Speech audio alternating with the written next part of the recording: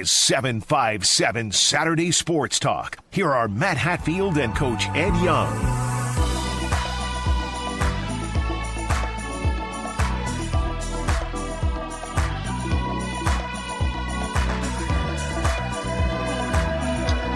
We're glad you're with us on this particular Saturday in the month of March. The madness continues as we've turned it from the state basketball championships. That was the last one that concluded our 2026 extravaganza at the VHSL state tournament.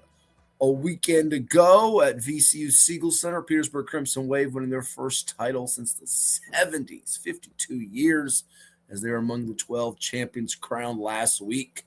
Petersburg boys, along with Westfield and Norview and John Hanley, as well as the Graham G-Men and the Luray Bulldogs. And on the girls' side, state champs, I don't know if Ed can name all six. I'll do it for him. Osborne Park, Princess Anne's Lady Cavaliers, the Manor Girls, Abingdon.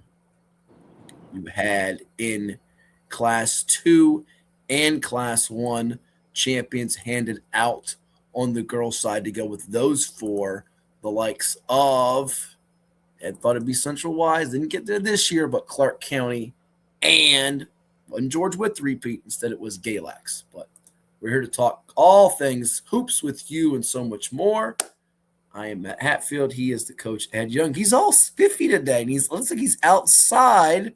Good morning, sir. How's your bracket? Well, the first night, first of all, the coach greets all. The Thursday night I lost. Thank you, Carolina. I was going to go VCU, but I chickened out. And by the way, Georgia. Can somebody put an APB out on Georgia and find out where their team is? Ooh. That was the most horrendous games I've ever seen in basketball anywhere. St. Louis dismantled them. Yeah. Those are the two I lost Friday. I'll be honest with you. I really haven't seen all the bracket. I lost Santa Clara yesterday. Wait. You haven't seen all the brackets? Where you been? You not been watching the hoops? I've been catching pieces of it. I'm out and about. I got places to go and people to see on some things that were set up a while ago. So you're required to do this show and be on top of the ball here, not honky tonk in America. What's wrong with you? Give me the game. Give me the games, and I'll tell you who won. Santa Clara got screwed without getting the timeout. Well, I'm glad you're. I want to play that clip. Don't jump the apple. What do they say? Put the horse for the cart, heart for the horse. Don't do all that. Let me get to Herb Sid next. Okay. I got his film. I got that coming up here. But there's the bracket challenge, by the way. We're going to do a second chance bracket. Second chance. We said if everybody had a perfect bracket, they would have a chance for $1 million and a car, Ed's car. So you'll be glad to know Ed, first place leader, clip 5,002, 99.8%. He's already got an L, so nobody has a perfect bracket. But I think Packer coaches you, isn't it? Where am I at? I can't read that. Oh, you can't see it. Are you Packer? Are you Packer coach? That's you, right? I think so. Well, you're sitting in a tie for third with Jay Most, James, Josh Holmes, and you're right behind our buddy Justin Waddell. What does Waddle know? He's in second. He's got Duke winning it all, and Clip 5002 is sitting in first right now. So that's the bracket, and there you have it. There you have it. Hey, by the way, I hope please, I hope our guys are listening. I'm going to send an APB out for Chuck and Nick and the gang. Once again, I'm getting a message from the YouTube audience. They're trying to make comments, and they're not allowing us to make comments. So please, guys, we're not getting any comments from people that are trying to watch and interact with us. So try to get that fixed if you're out there watching, because this is discouraging for those that want to interact with us on the show. But anywho, you're sitting in third place. So there you have it. I'll take that. Where I didn't see your name. Where are you at? Where am I at? Where am I at? That's a great question. Was it 19? Where am I at? I'm not doing too hot in this. I am sitting in 15th. Shh. Hasn't been too good. But I did have High Point winning one of my brackets. Had all kinds of issues with my bracket. My bracket was not as great as I was hoping for it to be. So there you have it. Let's go through what we've got today. Well, yeah, before we do that, there was a couple of things that you mentioned, the Sound, Herb Sendek and their game, but there's only 4 double-digit seeds alive, Ed, in the NCAA tournament round of 32. We're down to a couple of SEC schools that are left in it, and those are the likes of Texas A&M and Texas, a 10 and an 11. And then you have High Point, who was a trendy upset pick to beat Wisconsin, and VCU, the Rams, coming from 19 down to beat UNC. So those are the last 4 double-digit seeds. And you know who the coach at High Point is? A lot of people don't know who it is. It's a guy named Flynn Kaman, and he was outspoken about his group, High Point, saying they belong and they should be getting opportunities to play some of the big boys. And it's pretty obvious to me that something needs to be done about this non-conference scheduling. High Point and Miami, Ohio are 2-0 in quad 1 games. We couldn't get games. They couldn't get games. Akron couldn't get games. UNCW couldn't get games. Belmont couldn't get games. We won 22 of our last 23 games, and we didn't move up 1 spot in the metrics. Not one. We won 22 of our 23. We've won 25 games by double digits. That team right there is a fantastic team that beat 5 top 10 teams.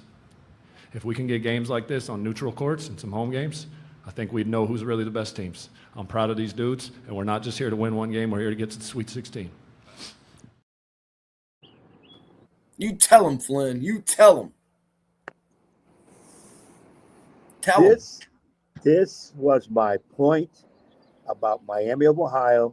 Did not deserve what they got, even though they lost in the second round. The big boys won't play the smaller schools. Definitely not at their place, at the smaller schools' place. Maybe neutral, but definitely they want them at their place.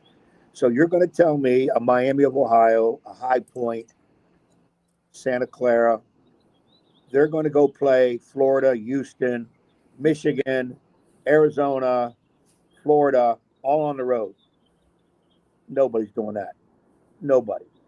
Now, some of the schools that need some money will play those guarantee games, and will do that. Some of the smaller conferences that know they're only getting 1 bid, they're champion, can go out and play all those teams, pick up $22 million, take some hard losses, and they know if they win their tournament, they're in the NCAA regardless.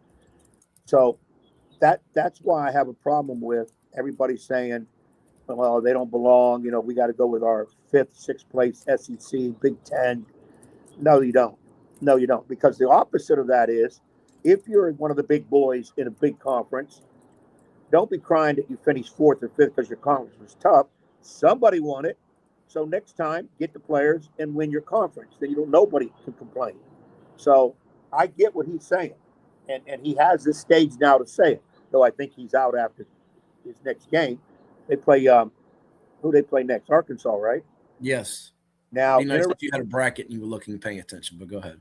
Interesting fact, John Calipari's last 2 losses, I heard this, I didn't make it up, have been to double-digit seeded teams. Right. Can you name them? Oh, that's a good one. You should know one right off the bat. You should know one right off the bat. Right off the bat. Because they got to an Elite 8 and lost to Carolina. And their coach is no longer at that school. He's coaching in the Big East. Siena?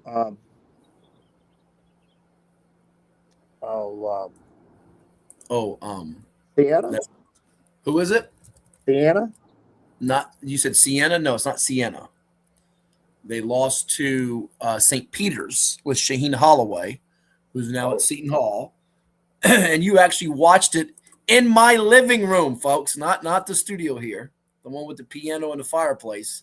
The other one, you and I, we watched it when his Kentucky Wildcats lost to the 14th seeded Oakland Golden Grizzlies with Greg Campy. You remember that? Yeah, I remember, because you broke 3 windows. For some reason, you were very serious about that game than the other one. No, it wasn't that game. It was the next game with Kansas and Samford. Not Stanford or Fred Sanford, but Samford with an M. And that's another story for another time. Kansas won with ease on Friday night. But I shouldn't say ease. They did get down to 6 in the closing minutes of their matchup that they had in the 4-13 round, where they had a little bit of a tussle, not a big tussle, a little bit of a tussle with Cal Baptist. So it sets up a really compelling round of 32 game with them and the Johnnies, Rick Pitino's Red Storm. Rick Pitino, who wears a lot of Ed Young white suits, or vice versa. Ed wears Rick Pitino white suits. But we are asking on Cova Sports TV which double-digit seed has the best chance to get to the Sweet 16. You have Texas, as we mentioned. They're currently a number 11 seed taking on Gonzaga. You have Texas A&M, a 10 seed. Buckyball, who was at Samford, by the way. See the transition there? They're taking on 2-seeded Houston, which, if you remember a couple years ago, Kelvin Sampson had a double-figure lead with 2 minutes to go against the Aggies, then coached by Buzz Williams, now the head man at Maryland. Was also the head man at Marquette and Virginia Tech, and had to go to overtime, where, if I remember correctly, I have to go look this up, I think it was L.J. Cryer who bailed them out in the OT. They had some guys that fouled out, but it would have been an all-time gag for Kelvin. Not Calvin or Kevin. It's Kelvin Sampson. He gets very defensive about that, as he should. He should get his name right, no matter how overrated of a big-time coach he is. That's what I'm trying to.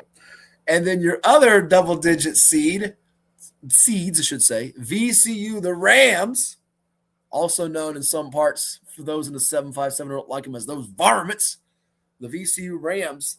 And they've now gone to the tournament or advanced with 7 different coaches, I think it is, in this modern era. When you talk about names like Shaka Smart and Jeff Capel and Anthony Grant and Mike Rhodes and Will Wade and Ryan Odom, who's coaching Virginia, and now Jimmy Martelli, Phil's son, taking on the Illini of Illinois with a lot of European talent and flavor. Keaton Wagler, projected to be a top 10 to 20 pick in the first round of the NBA draft. And, of course, High Point taking on Arkansas, as you outlined. Which one has the best chance to get to the Sweet 16? So we're asking you on Cova Sports TV. Interact with us on the social pages. Hopefully we get the comments rectified on the YouTube because, again, we're still not getting the comments coming through. For whatever reason, I don't know. So hit us up on the X or the Twitter or the Facebook, the IG, whatever. We'll get your comments if we can for those that want to interact with us. But you go ahead as we try to troubleshoot that. What do you think? I would say Texas, which was a playing team, would have a shot against Gonzaga. I don't think the first 4 now, not playing. They used to be called playing, but I won't be picky with you on that. So let me ask you, for you, give your reason. Is that more because of Texas or their opponent in Gonzaga, who has only one post? They don't have Braden Huff. They have Graham Ike, who's great. I know you joke he's 32 years old, but he's great. Do you think that's more about Gonzaga, a little sketchy against Kennesaw State? They don't shoot as well as some past Gonzaga teams. Or is it more about Sean Miller's current Longhorns bunch? Why? Yeah, I think Texas matches up very well with them. In fact, it could be a situation where Gonzaga has to worry about matching up with Texas. And then I look at the other games, though. A&M against Houston, I think Houston is rolling. I don't see them. High Point, I think a lot of people want to go with High Point because they'll figure Calipari will find a way to lose it. What we said before, where the 2 double digits he has lost to 2 other double-digit teams the last time he lost in a tournament. And VCU is going to run into who? Who's VCU playing? Nice to know you were paying attention, as I had myself muted. VCU plays Illinois, if you were paying attention. That's a loss. That's a double-digit loss. You sure about that? Yes. Write it down. Double-digit loss. I love VCU, and I hope they win. They're not beating Illinois. Illinois can get to the Final Four. Not that I have picked them. But that's what I'm saying. Based on looking at the other matchups, Texas, I think, has the best matchup against Gonzaga, though I like Gonzaga. But I would pick Texas in that game. Okay. I think that could be if Illinois, who's blown some double-figure leads this year, lets the Rams hang around, they could get bit just like North Carolina did, Hubert Davis's bunch, minus Caleb Wilson. And we saw what happened there with that. You know, when you look at these teams, and people say it's a year where the 1s and 2s are clearly better than everybody else, you got to understand that some of these younger teams, unknown teams, double-digit seed and all that. You made a good comment. If they stay close, 20-point leads are not a big deal in college basketball, pro basketball, and even high school basketball. If you got kids that can shoot that three, and you're steady on defense, and you're not blinded by the big stage, you really do have a shot against some of the teams. Now, you look at Howard against Michigan. They got lost by what? Was it 20, 100 to 80? But Howard did not embarrass themselves. That's a team most people would have said they have no shot. But for the first half, they did. It comes down to Michigan way more talent, especially when you get to the bench. Those big power teams, they have second units that probably would start on most of those lower level D1s. And that's why you have to look at it when you start. Everybody tries to pick teams to win the NCAA tournament. Everybody loves to pick the little darlings that they can say, well, see, I knew they were going to go to the Elite Eight. I knew it. Nobody ever heard of them. Well, you didn't hear of people. They didn't hear of them either. You're just trying to pick somebody, and you hear some of the professional talking heads say, well, watch out for High Point. They play an up-tempo style. They shoot the ball very well, and they play in-your-face defense. But High Point against a Michigan and Arizona, probably going to lose 8 out of 10 times when you're not playing them 10 times. That's just based on pure talent level. There's a discrepancy among talent level. And that's why you see like a Miami of Ohio, a High Point. They win lower level conference. They got a really, really good five, maybe 1 or 2 decent guys off the bench. And the rest of those guys, nobody would want. Their first 5, the big boys would want them. They would definitely.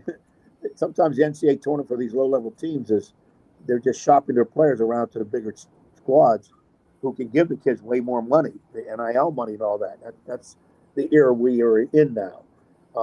I'm listening for when they talked about these guys in the tournament. When a kid comes to the foul line, I'm waiting for them when they say, this kid's a senior. He's been at VCU all 4 years. He's been at wherever all 4 years. You're gonna be waiting. You're gonna be waiting past the commercial break. And listen, I'm gonna get you mad, but I don't care. I don't give a darn. Don't get like Barkley and Vitale tonight. I think it was awesome they did a game together, but they tried to ruin the broadcast of the game by spending 20 minutes in game going over NIL and transfer portal. That is not the time and place to have that discussion in the middle of a game. I agree. And of course, Brian Anderson had the hoarse voice. They replaced him with Panetti, who does a really good job as well. And Anderson's one of the best in business.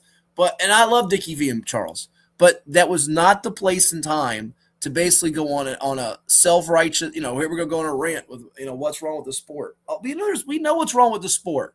Everybody knows that by now. Let's worry about the games. We got 32 games. We have Sweet 16s spots on the line. We understand that 15 of 16 years there were seeded 13 through 16 where 1, 2, 3s, and 4s got knocked off. It's now 2 straight years where none of them happened. Those upsets are gone. But Duke was biting its fingernails on Thursday against Siena and Jerry McNamara, who, by the way, did an awesome job and showed a guy who calls for more subs than a guy that stops at zeros or Subway, and Ed Young, that you can take a team to the wire without subbing. Now, maybe they didn't get over the hump because they couldn't sub. That's debatable. But he had a great game plan against the almighty Duke, who's missing its point guard, who's missing its center, and now tries to turn the page and shun the doubters and say it was just an aberration. And Siena had a great performance, shot it well in the first half, stayed connected as they take on a dangerous TCU Horned Frogs team coached by a vet in Jamie Dixon, who's blown a couple of big leads this year. See the Kansas game in Fog Allen. Also, they beat Florida, the defending champs. And then you had the game yesterday, Ed, where as I was getting out of my school duty, I was glued to my phone with those 2 amazing shots. Otega Owe answering what was thought to be a game winner for Santa Clara, and they go to OT, and the Cats stave off Santa Clara. A couple of big-time blocks in the OT. I mean, look, those games were pretty good. It wasn't an all-time first 2 days. I'm not going to sit here and insult the audience and say they were all-time games, but let me get back to what you had said earlier about the screw job for Santa Clara, because Herb Sendek, I know you know him from your travels and days of recruiting when he was at NC State. and also coached at Arizona State, right before Santa Clara. I believe that's right. I think he was there briefly. He was an assistant, I think, under Pitino at Kentucky. Yeah. So, anyways, he had and I want to know what you would do in this spot as a coach. They hit the three with, was it 2.5 seconds, something like that, of that nature, with just a couple seconds left. And he tried to get the timeout. And here's what he told the media afterwards. Yeah. Well, I unequivocally called timeout, but they didn't grant it. I mean, I think the video evidence is clear, and anybody's able to pull it up. So,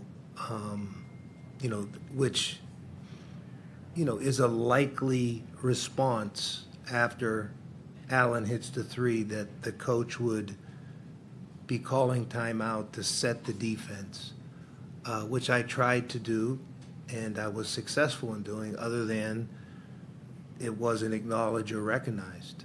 And so that's what happened. So as you heard there, Herb said, and I know you're having trouble with your device over there, so I'll just reset it for those that are just tuning in. He said he unequivocally tried to call timeout. It wasn't granted or acknowledged. He was trying to set his defense. I'm sure you've had this situation happen to you in your coaching career. You're trying to get the timeout in there to set the defense up. Now listen, if he calls the timeout, it's granted, and they come out of the timeout and they hit a shot, everybody's screaming at Herb Sunday, "Why did you call timeout? Let him drop a play." So it's almost, as a coach, you're going to lose there. But the official, I get it if the referee didn't hear it because it's so loud in there, but you gotta be able to see that he's calling timeout. And we can't show video, by the way, because it is copyrighted by the NCAA. So folks that want to see video of it, I can't unfortunately play video. We'll get flagged. We can't play it on our podcast because we're not one of the NCAA's partners / sponsors, if you will. So we can't play, unfortunately, any video. We'd love to play those clips for folks, but you can find them online if you want to see them, or you happen to miss it, want to see it again. But your thought as a coach, because that's one of those situations. Now it goes to OT, and the dog is never expected to bounce back from something like that in the OT session. It's happened before. I go back to Jim Larinaga and George Mason in 2006 region final against UConn, where they did bounce back going to OT. But it's rare that a dog does respond from a moment like that. Well, a couple of things in that game in particular. In college basketball, if I'm not mistaken, when you score, the clock stops until it's thrown in, and then it goes again. It's one of the rules that's very different than NBA or high school, if I'm not mistaken. I can easily stand corrected. If you look at it, the clock stopped. They throw the ball in bounds. The kid catches the ball. I think he takes a dribble. Then the clock starts. So he kind of got, I'm going to say, maybe a extra second. In that situation, that extra second was big, because if he gets it off a little bit less than 2.4, it might get waved off. That's one thing. Second thing, now if you watch Coach Sendek, and Coach Sendek he knows ins and outs in coaching, unbelievable. The guy's like a 5.9 student back at Carnegie Mellon. The guy's extremely intelligent. He's at the end of the bench, and nobody's brought this out in the network yet. Big Head's talking. He's at the end of the bench. Now he goes running down the bench to get the slot official's attention. And the slot official, once the shot was made, his job is to hurry up and move down the floor. Now, the slot official is watching the action on the floor. That's what he's supposed to be doing. But I'm going to make this statement. Most officials, good officials, are going to look back over their shoulder at the coach to see if, in fact, he's going to call a timeout, because it's a crazy situation. Crowd going nuts. The shot puts him up. Less than 3 seconds to go to the game. Kind of look over your shoulder. It's happened to me a million times. And sometimes what I'll say to an official coming down the floor, as the slot official passes me, hey, if we make this shot, I want a timeout. I'm telling you right now, I want a timeout. And I have been granted a timeout without yelling it. They gave me the timeout because I told him. So there's no clock discrepancy with me. It is, coach, you wanted a timeout. If I would have stepped in there and say, well, I didn't call, you can't give it to me, I can't do that because he already going to know. Coach, you told me as soon as you score, call timeout. I'm giving you the timeout. Now I'm surprised Herb didn't say that to one of the officials on the way down. If we get it, but but I don't think you're thinking that's too far ahead. Ordinarily, I get what you're saying there, but the other one that people are beating him up on is why they didn't foul. That is so chaotic and quick that unless you have it come out of the timeout, bang bang, and again now with this continuation. There have been a couple teams that have been bit with that. I believe Notre Dame and Micah Shrewsbury got bit by that against Cal or Stanford. It might have been Cal in a late night West Coast ACC matchup earlier in the year. It was a 4-point play. Then it got him beat. So you have to be careful of that too. And ordinarily, I'm a guy that believes in up 3, you foul. But when it's under 4 to 3 seconds, it's hard, and that continuation can happen. You can grab them real quick on the inbound, but it has to be. It's a lot harder to execute that than it is if it's 7-8 seconds and you just say, do it, let's extend the game, and then they can't advance the ball into the front court without a timeout. Or if they have the timeout, unlike the women's game and the pro game, you can advance the ball. It's different for the men's game. So there's a lot of different mechanics that go into it. But bottom line is, at the end of the day, it was there for Santa Clara, and Kentucky took it. And now Kentucky moves the page to tomorrow to take on Iowa State, the number 2 seed, who a lot of people have in their brackets taking down Michigan. But their senior forward, who's one of the standouts, we'll ask this hopefully to Mike DeCourcy coming up in the next hour of the program, who's going to join us. Sporting News, Fox Sports, Big Ten Network, one of the very best in the business covering college basketball. Jefferson sprained his left ankle in their 34-point romp over Tennessee State. So we'll see. It doesn't look like he's going to be able to play. There are some guys that are out because of injury, about the 2 Duke guys, and Caleb Foster, Patrick Ngumba, as well as Mikal Brown, who's out today for Louisville. They were able to escape USF, who had a comeback charge in the final minutes, the Bulls. They won't have Mikal Brown against Michigan State in its quest to reach the Sweet 16. But it's going to be interesting to see if Kentucky can get it fired up again to go take down Iowa State. That would be you don't think of that as an upset, but a 7 taking down a 2, and the way Iowa State played yesterday, that would be an upset if it happens. So a lot of compelling matchups coming up in the round of 32 and Sweet 16, more than what we had in the first round, because going back to an earlier point as we get ready to go to break here, it's been a lot of chalk these last couple of years, and a lot of it is because of NIL and the portal. When you think about the fact that yesterday and on Friday, all 16 favorites, all 16 of them were victorious. Not, 12 of 16 or 14, all 16. And of the 32 games in the round of 64, not counting those first 4 games, 13 of them were 20-plus point victories. So there was a lot of wide margins. There was not as many thrillers or buzzer beaters or captivating action. I think the 2 best games were obviously what you would consider between the VCU overtime game with UNC and that Kentucky Santa Clara game we talked about. Yeah, arguably those would be the best 2 because of the situation. And I'm going to go one more thing about the Santa Clara situation for all the in the stands and behind the TV in the living room coaches out there. You could say all of what you would have done because you're able to watch it and then second guess. When you're in that moment and you're dealing with those kids, and it's a loud crowd, and it's excitement of the NCAA tournament, the pressure of the NCAA tournament to win in advance because it's money. Yeah, you could say what you would have done. I don't blame Coach Sendek on anything that he did wrong. Yes, you talk about, I know you're a big proponent. You foul. Don't let him get a 3-pointer off. And a lot of times kids' mentality is they get away from the shooter because they always hear in the huddle, don't foul. And, kids that's taking he gets the long shot from half court. If you go up and bump him, he's getting 3 foul shots. He's not going to get 2. So he can still tie the game, even though I think there's more pressure shooting them free throws. And it's really kind of lucky to make a shot from half court, even though I'm starting to see more and more kids, as soon as they come over half court, even in high school, they can hit that shot if they've been working on it. So that's one of the things I put in there. But you're right about the chalk situation lately, and I do think it has a lot to do with NIL. And but you do still see some teams like that VCU, which is kind of neat because they're out of Virginia. And speaking of Virginia, how about the scare a little bit the UVA had with Wright State? Yeah.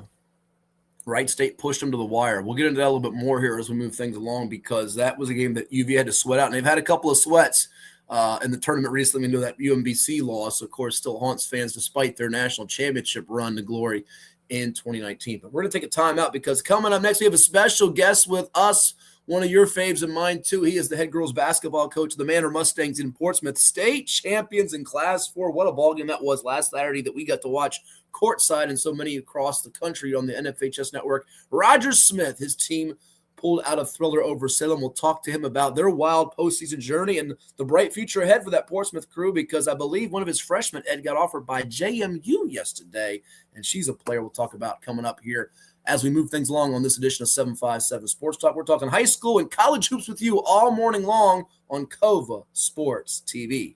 Back to this quick commercial break. Stay tuned.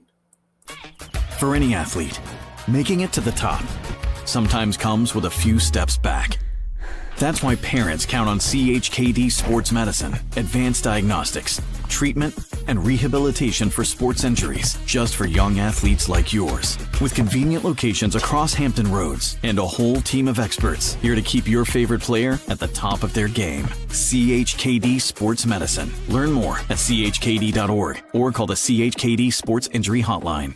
Cova Painting. We don't just paint, we transform spaces. Visit covapainting.com or call 757-550-7357 and mention the Sportsplex for 10% off of projects over $1,000.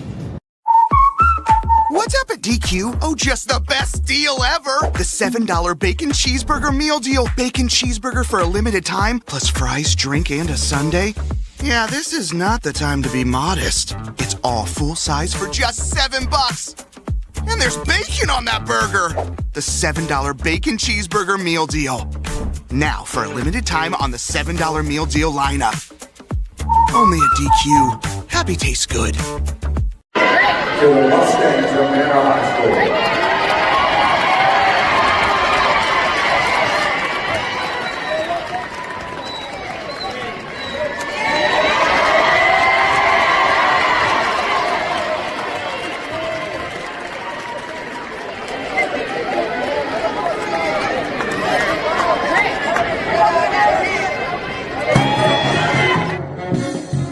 And now back to Matthew Hatfield and that evil basketball coach. Blast you, Ed Young!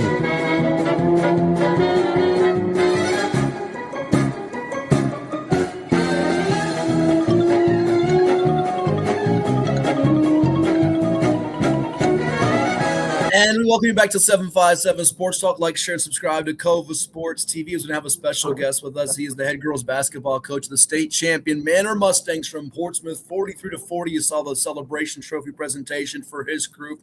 Roger Smith with us as his team gets it done. Congratulations, Coach. What a wild month of March it has been for you and your young ladies. It has to feel pretty sweet, doesn't it? Yeah, to end it that way, it's real sweet. Man, it's been a whirlwind, I tell you that. Yeah, it has. Before we get into the whole saga, and I know you and Coach were even talking about it before you were in the postseason, out of the postseason, back in the postseason. As you watch those highlights, and you got pretty emotional afterwards, and understandably so. You can share all those reasons why with the audience in a moment. But to get it done, you've been so close over the years. You've had a number of terrific young ladies. To do it against the Salem team that beat you last year, it was pretty storybook ending, wasn't it?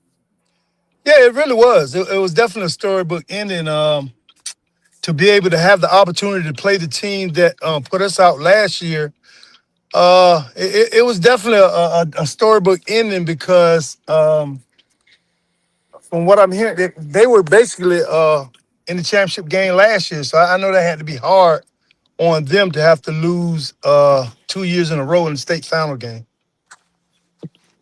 For sure. And as you go back looking at that game, we touched on it during break as a tease. I think she got offered by JMU. You can correct me if I'm wrong, but your freshman, Josiah Babb, I think she's the difference in the game. You had some good young ladies. You were close against them last year, but 23 points as we showed the stat sheet here on the screen, 11 of 12 from the foul line, 6 rebounds, 4 assists, 7 steals. I mean, she's going to be a special one, isn't she? She already is pretty good for you. She definitely is. She's definitely already good beyond her years, man. She plays more like a senior than like a freshman. She's very poised and the moment the lights come on, that doesn't affect her at all. She just loves the hoop, man, and she's gonna go out there and give you her best shot every time she goes out there on the floor. And I was a little concerned at first to see how she would respond to it, but initially she just came out and played like it was any other game. We're chatting with Roger Smith, head girls basketball coach of the Manor Mustangs, who won a classic over Salem last week in the VHSL Class 4 state championship, 43-40. You see the stats there. 9 lead changes, 6 ties, and Coach Ed Young was on the edge of his seat for every possession, weren't you, Coach? Yeah, no, I picked Roger to win it all. And Roger, the guy that's talking to us, did not pick you at first. Oh, hold on. I didn't time out before the tournament, and then I changed it after the semis, Coach, because I saw how wide you won your quarters and semis, and Salem had to escape close against Hampton. So I did change my pick. I want to put that out there. Ed shakes his head over there, trying to get me in trouble. Roger, he changed his pick when you took the lead in the But that's okay. We're going to let him have his glory because that's what he does. Now, what I do want to say in all seriousness, now, Roger, you're driving your car, it looks like, and I've been in a car with you. Are you sure you can do this interview while you're driving, not going through red lights, driving on the left side of the road? Are you sure you can do this? Because I don't want to hear the police siren, and I don't want to hear the crash. No, I think I'm fine. I'm keeping my eyes more on the road than on you guys. That's for sure. Well, please do that because we're not important to look at. Make sure you know where you're going. And I see you have somebody in the back seat. Oh yeah, I got my star player in the back seat. One of my star players, anyway. Okay. And I tell you what, she's got rosary beads. She's praying like crazy. The coach is driving car. Lord, unbelievable. I know one thing. If I'm on an interview, I'm not having one of my players in the car because if I do get in an accident, I don't want to get hurt. And then you're going to end up back in court, and this time it ain't about your team. It'll be about you. Yeah, man, we're headed over here to Boo Williams practice, man. So it never ends, bro. You know what? We do feel good for you. Like I said, I'm not going to go over all the you're in court, out of court, in court. You know, you're in a court you don't want to be in. But you're vindicated and you got to play. And to me, it's a storybook finish because of what you had to do every step of the way. And there were some naysayers out there hoping you would lose because they felt like the girl should have been ineligible and all that. And I'm not getting into all that. It's done with. You want a title, you deserve the title, enjoy it. My question is, as an opposing coach to you, and Matt puts those stats back up where we can see it. How do you win a state title shooting 22%? Tough, man. We just sometimes the ball just doesn't go in, so you got to play defense. So we kind of hang our hats on defense, and if we stop people, then we don't have to score as much as we ordinarily would score. So that's the key right there. And I feel like when we turned our defense up some, that was the difference in us winning the game. And the reason I bring that up, Roger, is not it's 22% is 22%. I don't blame that on coaching, but here's the thing, and we both know this. When your team is shooting bad, there's a good chance they're not going to play much defense either because their head's not in it, because they're not making shots. Now it's like you really got to squeeze it to get something out of them. Your kids, and I made this comment to somebody in the sideline on the opposite side. I wasn't broadcasting your game, but I was watching. I said, watch how his kids dig more and more into defense because they're not shooting worth a darn. But this defense where most coaches can't get their kids to do that, especially if they're shooting that bad. And now that, to me, is coaching. And my hat's off to you on that situation. And this was one of our closest games we had during the year. We had some other pretty close games. We played some tough teams. We played Gainesville. I think it was Gainesville. I think it was Mitchville. We played them pretty solid in the first half, and then they took the lead on us. And a couple other good teams that was over at Boo Williams' place. But those games like that prepared us for the state tournament because our district wasn't very strong at all. So we had to pick some non-conference games. Then we also played Hatfield. I think that was a 1-point game that we played at She Got Game. So it wasn't like we hadn't been in that position before with a tough game. So that definitely gave us some made us battle tested so we could perform well in the state game. One last one from me here before I let Coach finish up with you. A couple questions here. Roger Smith, head girls basketball coach, the Class 4 state champion. Manor Mustangs, our guest here on 757 Sports Talk. Before he heads into the Boo Williams Sportsplex. Coach, I don't want to dwell on it, obviously, but what happened off the court, how much of that galvanized your group? And speak about those young ladies on your team. We know about the headliners being Josiah Babb, the freshman, Ciasia Brown, a senior, who I believe is headed to Bowie State. But speak on how much did that galvanize your group and what those young ladies brought to you on the court, because it felt like even in that championship game, despite the rock fight it was, a defensive struggle, some poor shooting, your team got the game in transition. You had somebody step up in a lot of different ways, whether it was Brown, Babb, Alana Jones with 3 steals and 2 blocks. Even Leah Williams had a couple of key baskets for you off the bench. Yeah, we try to tell our kids to be ready. You never know when your name will be called to be able to help us out, because when Alana fouled out, Leah Williams stepped in and helped us out a lot. And I don't think the moment kind of bothered her very much at all, because she's actually now a 3-time state champion, because she's won states in the shot put as a freshman and as a junior, and to win it the other night, she was poised beyond measure to be able.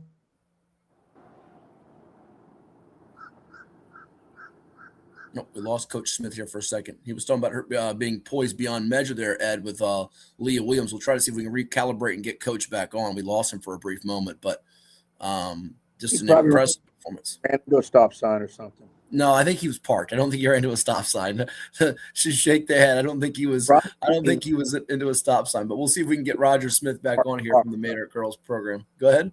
I think he ran into a parked car. No, he didn't run into a parked car. You're funny. Probably Boo's car.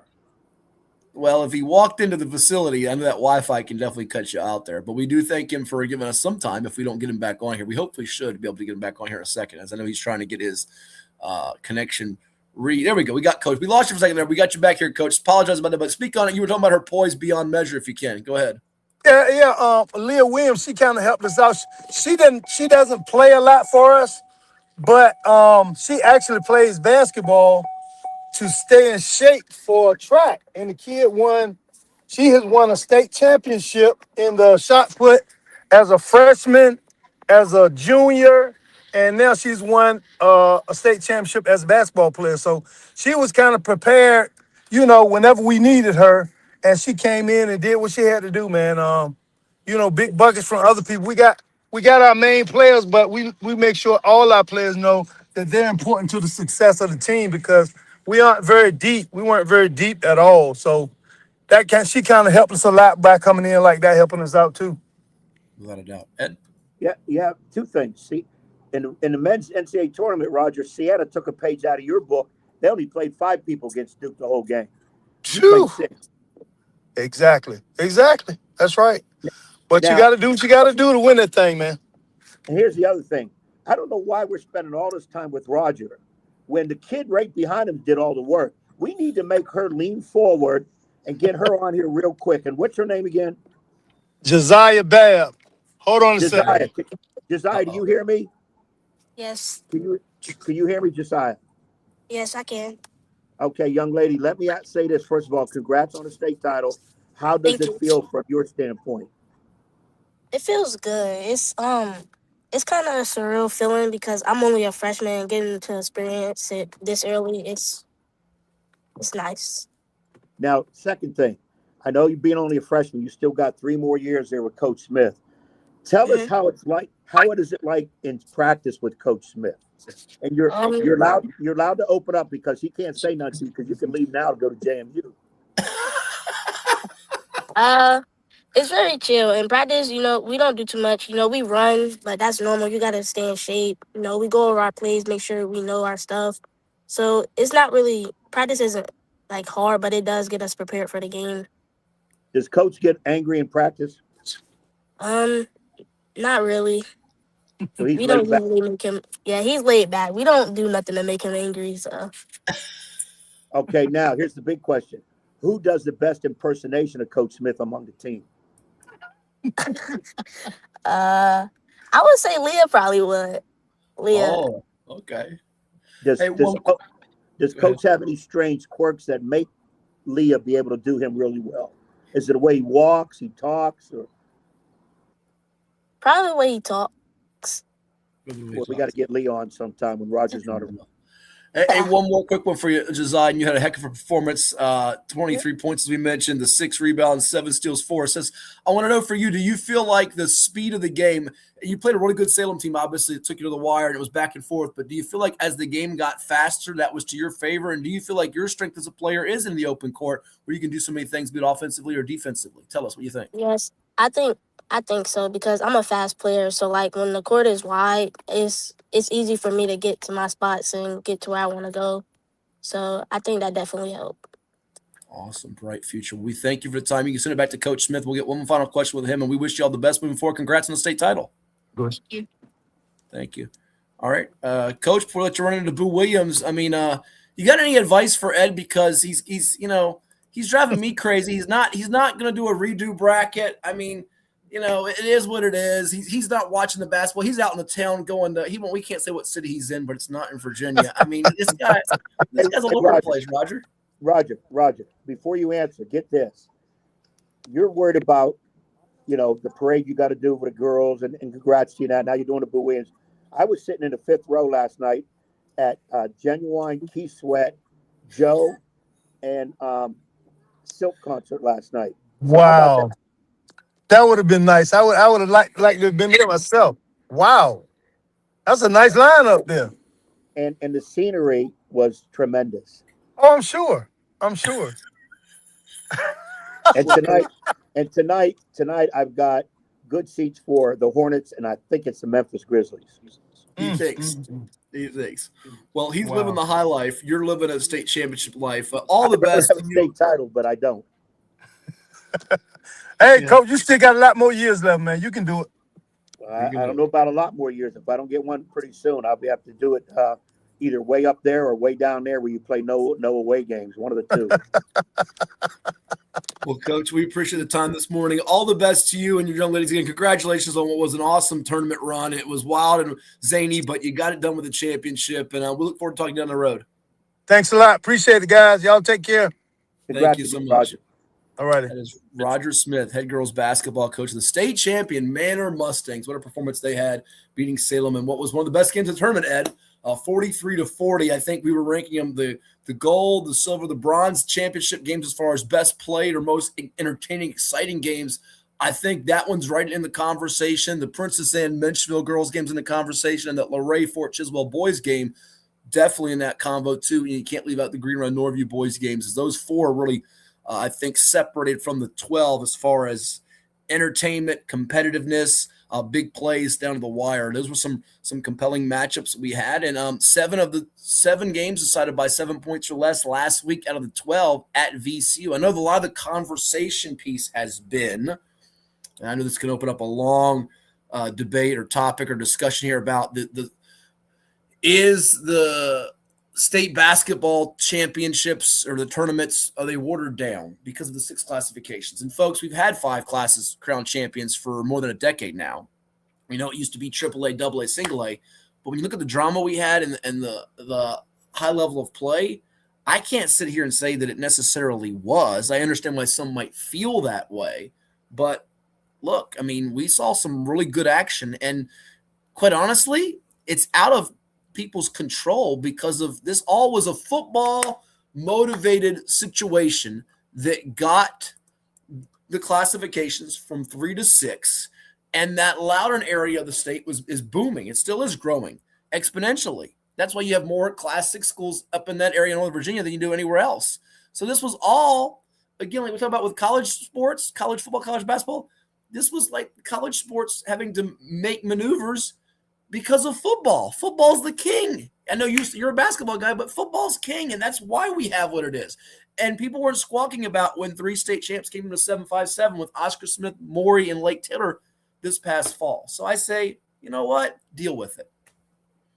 First of all, and I don't want to go on a long tirade, we're not going back to 3 classifications, and I, as an active coach, don't want to see it.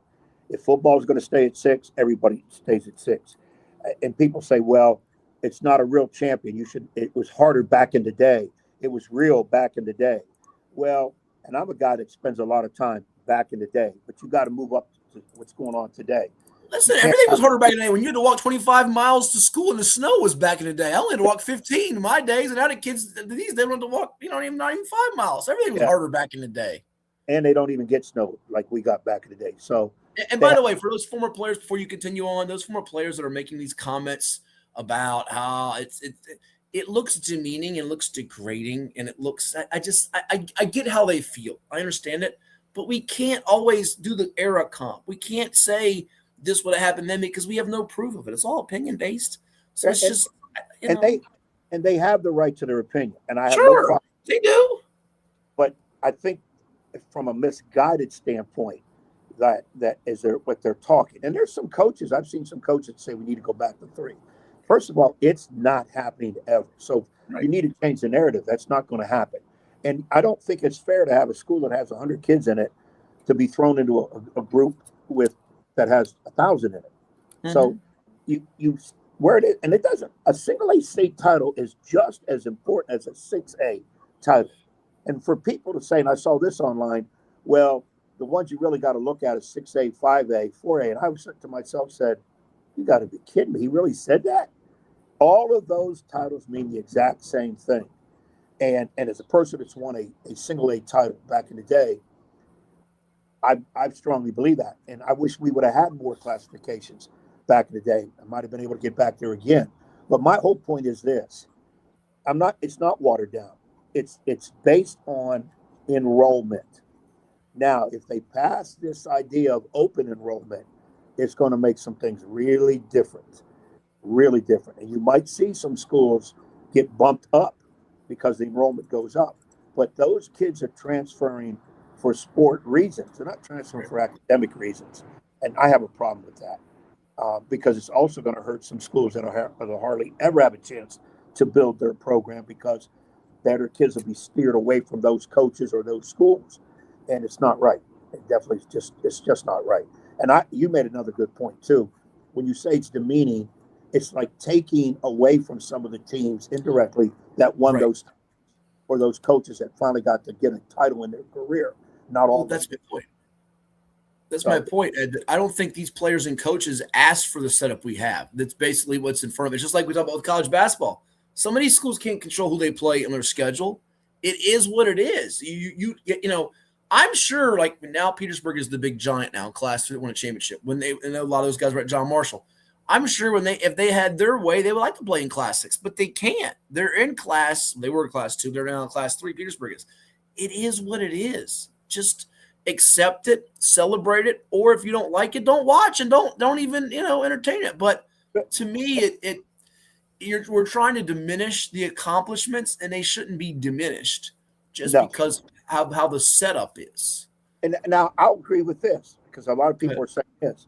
Why don't we go the following week, which I guess would be this weekend, the champions, have a tournament of champions?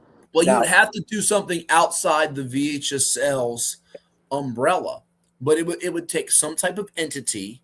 It would take a lot of resources and a lot of things to be implemented for that to happen. It'd have to be almost under a club name like the Princess Anne Girls, who, by the way, they were competing in the national championship known as the Throne. They beat a team from Arizona. Micah Oja got hurt in that game, came back. She wasn't 100% healthy. They lost to Long Island Lutheran out of New York, who they actually, by the way, played 9 years ago and lost to on a buzzer beater in regular season game from half court. And every time you say buzzer beaters from half court, Ed over there starts flinching and stuff, or twitching, I should say.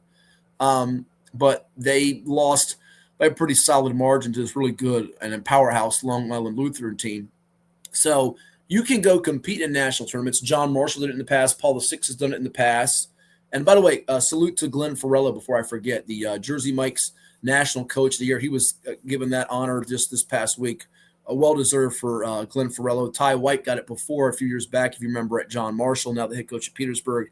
Anytime we have a National Coach of the Year in our state, boys or girls, we want to salute them. So big ups to Glenn Farella at PBI for what he's done there. But, yeah, I think it has to be done in a different type of format. But we've always loved that idea. And then how do you execute it? Because you go straight into spring sports. Some of these kids get off to college. They go into other sports. That's the tricky part of this. But I would be all in favor of something like that happening. It's just how it's done. Then you've got 6 champions, so it's an uneven number. You probably who you giving a bye to, and of course they'll rotate it every year. You do just like you do in football in those old NFC, AFC divisional rounds. You give the 1 and 2s buys, and you have 3, 6, 4, 5 is what you do. And you would seed them. To me, the way to seed them, in my opinion only, is you do it based off a formula or win percentage or a combination of those two things. So like in this particular year, I would probably say who had no losses to anybody from Virginia. And that would be on the boys' side, Petersburg. They'd be my 1 seed. Then I'd say number 2, your best win percentage or losses to public schools. Nobody had a loss to public school from Virginia was Westfield. They'd be my 2 seed. So I'd give Petersburg and Westfield the buys, so 1 and 2. And then 3, 6, 4, 5, I would look at how I'd seed them from there. I'd probably have, I have to think about this off the top of my head, Norview as my 3 seed, Hanley as my 4 seed. My 5 seed would then be Graham, and my 6 seed would be Luray. And people would probably say you'll get a matchup in the semifinals of Westfield versus Hanley and Norview versus Petersburg. I do it backwards. You'd get Norview versus Westfield and Hanley versus Petersburg. Probably what you would get. Yeah, that's what you would get. And you'd be all in favor of that, I'm sure, of that. As I know you start to have the wheels turning in your head over there. I can see them turning. They're turning, folks. They're turning fast and furious in Ed's noggin over there. I'm almost sitting at the table broadcasting the games right now. It would be cool to do, but again, VHSL is never going to go for it because it's extra games. It's into the spring season. You'd have to play, 3 days? You'd have to play 3 days. So we look at it Thursday, Friday, Saturday, Sunday. They don't do anything on Sundays. So if it's not VHSL, you'd have to do a club situation where you get the club teal, like they called it. Purchase was the Cavs. So you'd have the Wave, or it's our turn now, whatever you want to call Petersburg's group. I love my guys at Petersburg. By the way, I would show you my shirt, but I have it in the wash. I wore it this week. I wore my shirt. I did. They were nice. Kudos to them that didn't watch our Sunday night special. Ty White, Michael Blackwell, and the gang over there at Petersburg giving us the Petersburg shirts. Ed wore his the other day too. He don't have it on. He's got his Hawaiian outfit today. But you'd have like Wave. You'd have Judges. You'd have no jokes. I see what you're thinking over there. No jokes. You have Bulldogs or something, or the Field for Westfield. I don't know which one to call it. You'd have little nicknames or names for them. So it could be done outside the VHSL umbrella, but those players would compete or participate. But my whole here's my thing. You don't think of it in these terms. Get a charitable organization involved where the proceeds for tickets for this go to charity. If not all of them, a good portion of it. Because we could do something like this for a good cause that would be in breast cancer awareness or something of that nature. I think that should be done where it's something that it helps a good cause can be, done out of this. That's my feeling. Yeah, I would like to see that. I would agree with the people online and on the internet world that say, why don't we at least let's have all the champions play each other right now. Mm-hmm. Some people say, well, why don't we have a tournament at the beginning of next year? Well, you have changes in those teams. Changes in the rosters, yeah. Lost people, and there's no guarantee those teams are going to go back to the tournament or win it again. So I would like it the weekend right after, but wishful thinking.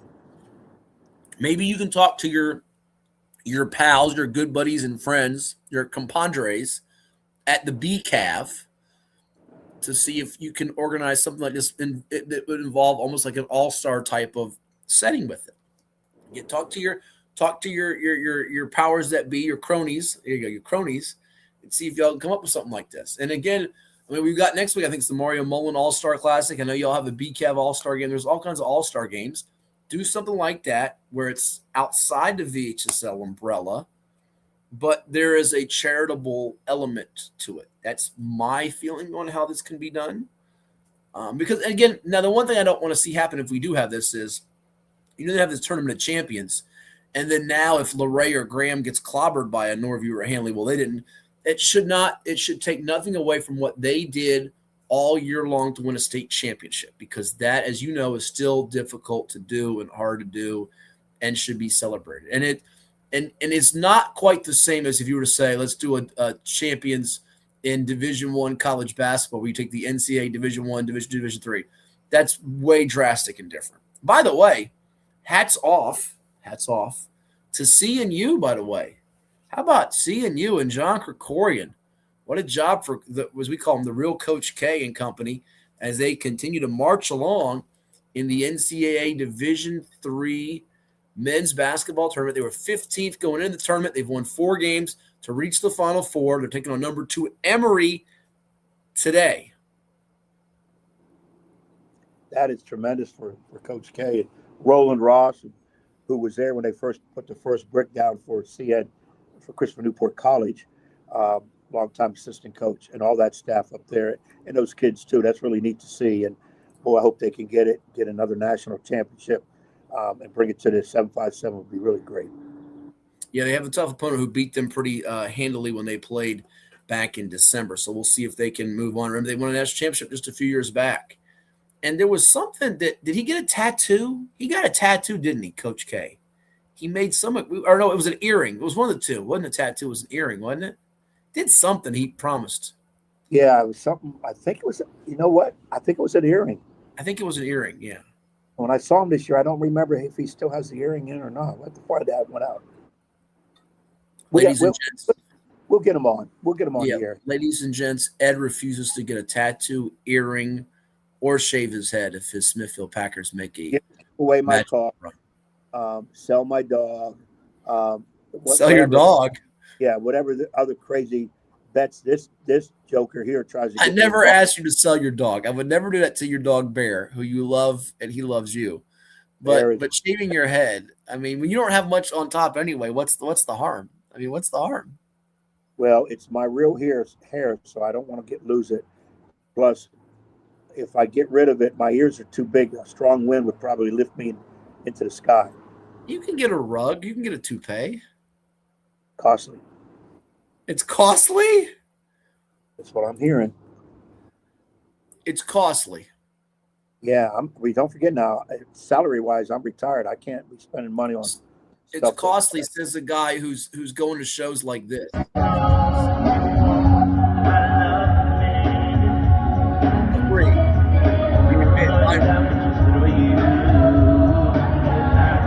Complaining about money. I heard it was 6 figures for a seat where he was. Look at that. 6 figures for those seats. They were some really good seats, but you would people. And they weren't costly. They were cheap seats, folks. They were cheap seats. Yeah. People would not believe what kind of a deal I got on it. That was pretty good. Yeah. He only paid 4 figures, not 6.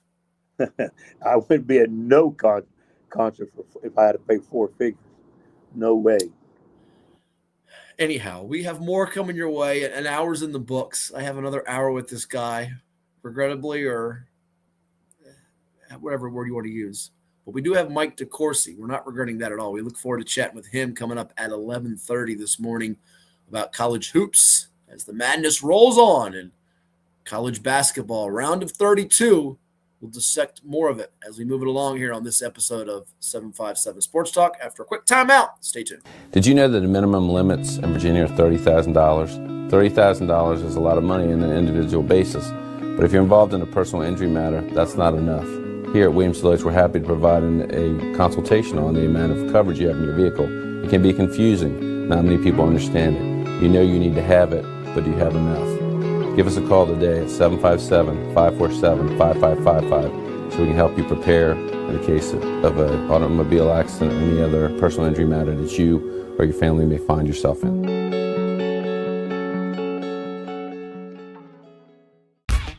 For any athlete, making it to the top sometimes comes with a few steps back. That's why there's CHKD Sports Medicine. Advanced diagnostics, treatment, and rehabilitation for sports injuries, just for young athletes like yours. What's up at DQ? Oh, just the best deal ever. The $7 bacon cheeseburger meal deal. Bacon cheeseburger, fries, drink, and a sundae. No time to be modest. It's all full size for just $7. Right now at DQ. Happy tastes good.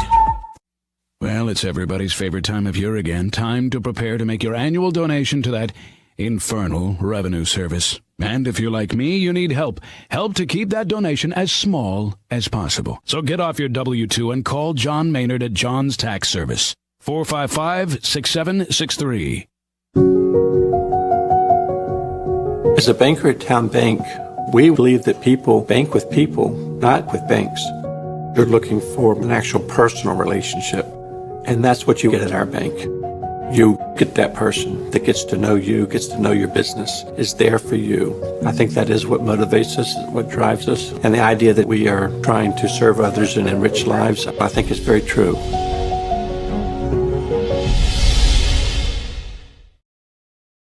Hampton Roads has a long-running high school and college sports tradition. It's time to give them the spotlight they deserve. This is 757 Sports Talk. Usually it's Hatfield. That's why I try to tell everybody, get on Hatfield. He is the legal scribe, the talking head that knows all this, puts the whammies on. We do things different on this podcast. That's why we're rated number 3 in the state. You got Play-Doh? Get out of here! We've got people all over the globe watching with us. Sitting in a phone booth with you would be very... we got to have your own phone booth. I'm not sitting in no phone booth with you. It is 757 Saturday Sports Talk here on Cova Sports TV. Like, share, and subscribe. Okay, here with Hanley head basketball coach Zach Harrell Zook. His team wins at 61-42 over the Hampton Crabbers to capture the program's first ever state championship. Coach, I know you had a lot of sleepless nights preparing for the Crabbers, who have won 26 in a row going into this game, and your team, the expectations being ranked number 1, the trials and tribulations with your key guy and Will Bronwyn going down. But did you ever envision winning the game the way you all did today in dominant fashion? Yeah, we kind of actually talked about, first off, I slept for an hour and a half last night. I ended up watching 7 games again last night. And 7? Yeah, last night. They got a few on YouTube the YouTube makes the Hampton court look like 40 feet. So after I watched that, I'm like, you know what, we're just sending 5 back. We're not even going to try for this rebound. Yeah, they're so good, man. They're first class too. That coach, I got a ton of respect for him. First class kids. Part of it's just man, they also deserve to be a state champion too with how good they are. But we joked about or talked about man, we just haven't had a game this year. We just blew it open. And, you picked a good time, didn't you? Yeah, and I felt like if we could get an early lead somehow and control that, at some point they might trap, which could then open uncontested threes for Javon and Will. Yeah. Or slash drives for Christian, where you could get those easier uncontested plays that you're not really going to get in the half court. And I think that's what blew it open late. We got a lot of open looks that we weren't going to get in the first half. Absolutely. I think we saw it in one of the state championship games, and you brought it up today, that you obviously have headline guys that are Division I level basketball players. Will Bronwyn, yes. Christian Dinges, player of the year here, it looks like in Class 4, Kyron Oglesby. But the unsung guys that stepped up, like we saw with LeRae Fort Chiswell, the Isaiah Baxter with 8 in the first quarter, the Javon Briscoe has made some huge threes throughout the playoffs for you. And the thing that sticks out to me, Coach, you brought it up in the press conference, the brotherhood. I know some people say that's cheesy, but it's real. You can see the genuine love that your guys have for you, you have for them, and for each other. How much did that matter with all you went through this year and in this game today against a really good opponent? Oh, it matters more than anything you can do with the basketball. And all the different changes you do defensively, all that stuff, right? Yeah, absolutely. And, for them, everything that you want to see exist in your program has to be developed. If you want a highly connected group, if you want a player-led team, if you want strong relationships, if you want good communicators, you have to develop that. So, we spent so much time, developing that. And, shout out to our guy Leon with Lead 'em Up, working with us for the last 5 years, man. Our guys truly bought into having the performance character that they needed to have in order to win. But, man, their relationship, their bonds, that's what won more than anything we could ever do with the ball. Sure. Just want to let you run here. I appreciate the time. We brought it up, Coach, on the broadcast on NFHS, that we got to halftime and there's only 1 turnover in a basketball game. You had 1, they had none. To get to the break, and your lead is 24-18. A surge could be coming, but your kids to execute what you did in the first half, come out of the locker room and then execute even better. How proud are you for them to achieve that, knowing how hard it is? Yeah, absolutely. The GOAT. Absolutely. I went in and I told them at halftime, I said, hey, let's relax, take a deep breath here, because hopefully everyone in this room understands that we can clearly win this game. right? And like, this is what we're gonna have to do. Got to clean the glass. We got to change and make things hard for them, right? Can't let 11 get going, right? We talked about all these different things we need to do, but I saved that defense for the second half that I was telling you about, and so that's what really I think threw them off guard, and they played a lot of the same style teams all year.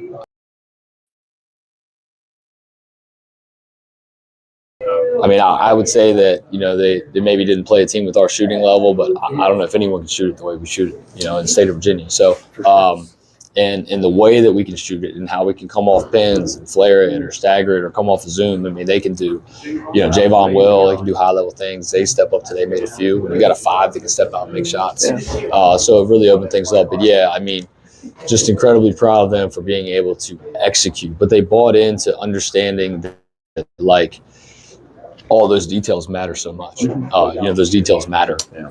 And bringing those details to life is what's going to win you the game.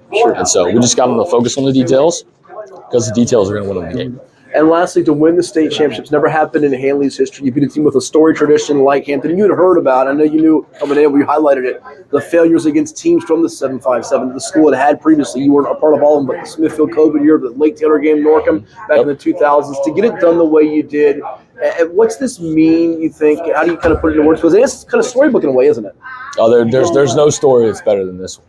I mean, I say that objectively. I went to Millbrook. I didn't even go to Hanley, but it was my dream to coach at Hanley, and I never would have guaranteed a state championship. The only thing I would have guaranteed is that I didn't believe there was anyone on this earth that was going to give this program more than I could give them, with my heart, my soul, everything I have, and that's what I was committed to doing. There's absolutely no doubt in my mind that every single program in Virginia, from Class 1 to 6, we outworked them. And that's why we're here. And I wouldn't want to have it any other way. I told the guys, we'll go to glass. Well, because I had to make a decision at the beginning of the year. Are we going to play a bunch of teams just to go 25-0? Are we going to really test and challenge ourselves for the moment? So we went and played Oak Hill. We had Denby come up. We challenged ourselves in different ways with our schedule. And so they were more than prepared for the moment. I mean, this summer we played Westfield, lost by 1 at the buzzer at Capitol Hoops. We beat Lansdowne in a really tight one at the VHSL Live. Played Father Judge and Philly Live. Played Petersburg. Oh yeah, Petersburg. 3-point game with 3 minutes to go or something. We missed Javon missed a long corner 3. They got the breakout dunk, took over momentum. But yeah, we gave them all we could have too. And so, all I've tried to do these last 6 years is, but like I said, they also know that I'm going to set the standard very high and hold them to it. And when you cast vision, guys take ownership, and they work together to bring it to life. These are the things that happen. Well, I can't even explain I don't even know. There might be a parade. I don't know what I'm about to walk into, but I can't explain to you what this means for this town, and for me, and a message to any young coaches out there, anyone that gets a job, you just truly have to make everything about the kids. Over the course of 6 years, there's people that haven't liked decisions I've made or the way I do things, or think someone else should be the coach or whatever, but you just stick true to you. Even if a kid's parents don't like what's going on with the kid, it's about the kid, not the parent. And don't take it out on the kid because the parent feels a certain way. Make everything about the kids. And, that would be my only advice, is that believe in yourself, cast your vision, put together a system to bring it to life, and own that. And anything that's outside noise, anyone that you wouldn't call in for advice, just ignore the opinion and just stay true to your process. The Judges sort of a masterpiece. Congrats. Enjoy it. Thank you so much. Thank you, man.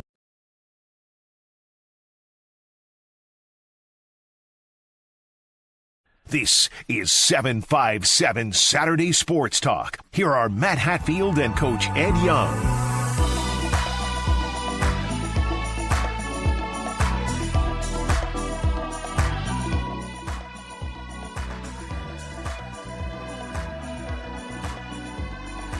So you heard from Zach Harold-Zook of the John Hanley Judges, who won the Class 4 state championship last Saturday at VCU. You heard a while before that from Roger Smith of the Manor Girls, and those are the numbers from Hanley's performance. 4 double-figure scores. Ed Christian Dinges leading the way with 18. Isaiah Baxter, 14. Javon Briscoe, Will Brondo, 13 apiece. As the Crabbers had a rough day at the office. A tremendous season for them, but their glorious win streak gets halted by this Hanley outfit.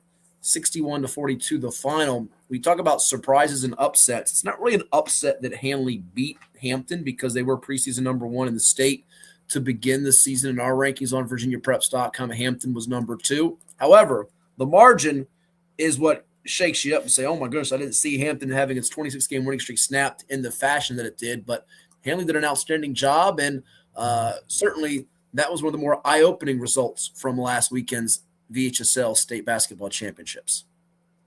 It definitely got my attention because I made a comment, even told Zach to his face, I'm going with Hampton. You're going to have to play a nearly perfect game. I didn't know they would play a nearly perfect game. Their game plan was excellent. A lot of ball control. Now, that's predicated on getting a lead to run a ball control type game where you get that team out of their defense, because Hampton is extremely good. And once they get on a roll, good luck. And he was able to do all that. He talked about came up with a defensive scheme. He mentioned this in the interview room. And we talked later about where he changed some traditional defenses, changed them up to kind of attack Hampton, which kind of made Hampton slow up a little bit, maybe contributing to their board shooting, because Hampton did not shoot the ball as well as they normally can. They didn't get as many up and downs as they normally do. But I'm going to go with the idea that Hanley had a lot to do with that. It was more Hanley winning that game the way they had to win it than Hampton, like, what are you doing? 26 in a row, and now you pick this game? Well, things happen. I'm sorry, they just happened. Their execution was there. They just weren't making shots. They got frustrated because nobody's handled them in that manner all year. Those are kids. They're going to get frustrated especially when things aren't going your way, and you're up on the biggest stage possible in high school basketball, state tournament, state championship game. So I just give a lot of credit to Zach and the kids and his program. He was tested early in the year when the one young fella got hurt. Will Braun got hurt. He had to change some things around for the team. They never missed a beat for the most part. They did lose some games early, changed the kids around, and then they picked it up. And they were peaking just at the right moment. And those kids played like gloves, a hand and a glove. They played so well together. And it's like they don't care who got the glory, who gets the glory, whatever. Everybody has a role to do, and they're there to do their role. So it's almost a perfect storm for Hanley. So, hats off to them. And I still say, and you and I argue about it, Hampton's still one of the best teams in the state. I got them no worse than top 3, and I really want to say even a 1 or a 2. I know Petersburg's up there too, but they've got nothing to be ashamed of. It's just you hate to get that far in a great season and come up second best. No, I think they had a great season, but it was their ending was probably more disappointing that they didn't give their best account of themselves or close to it.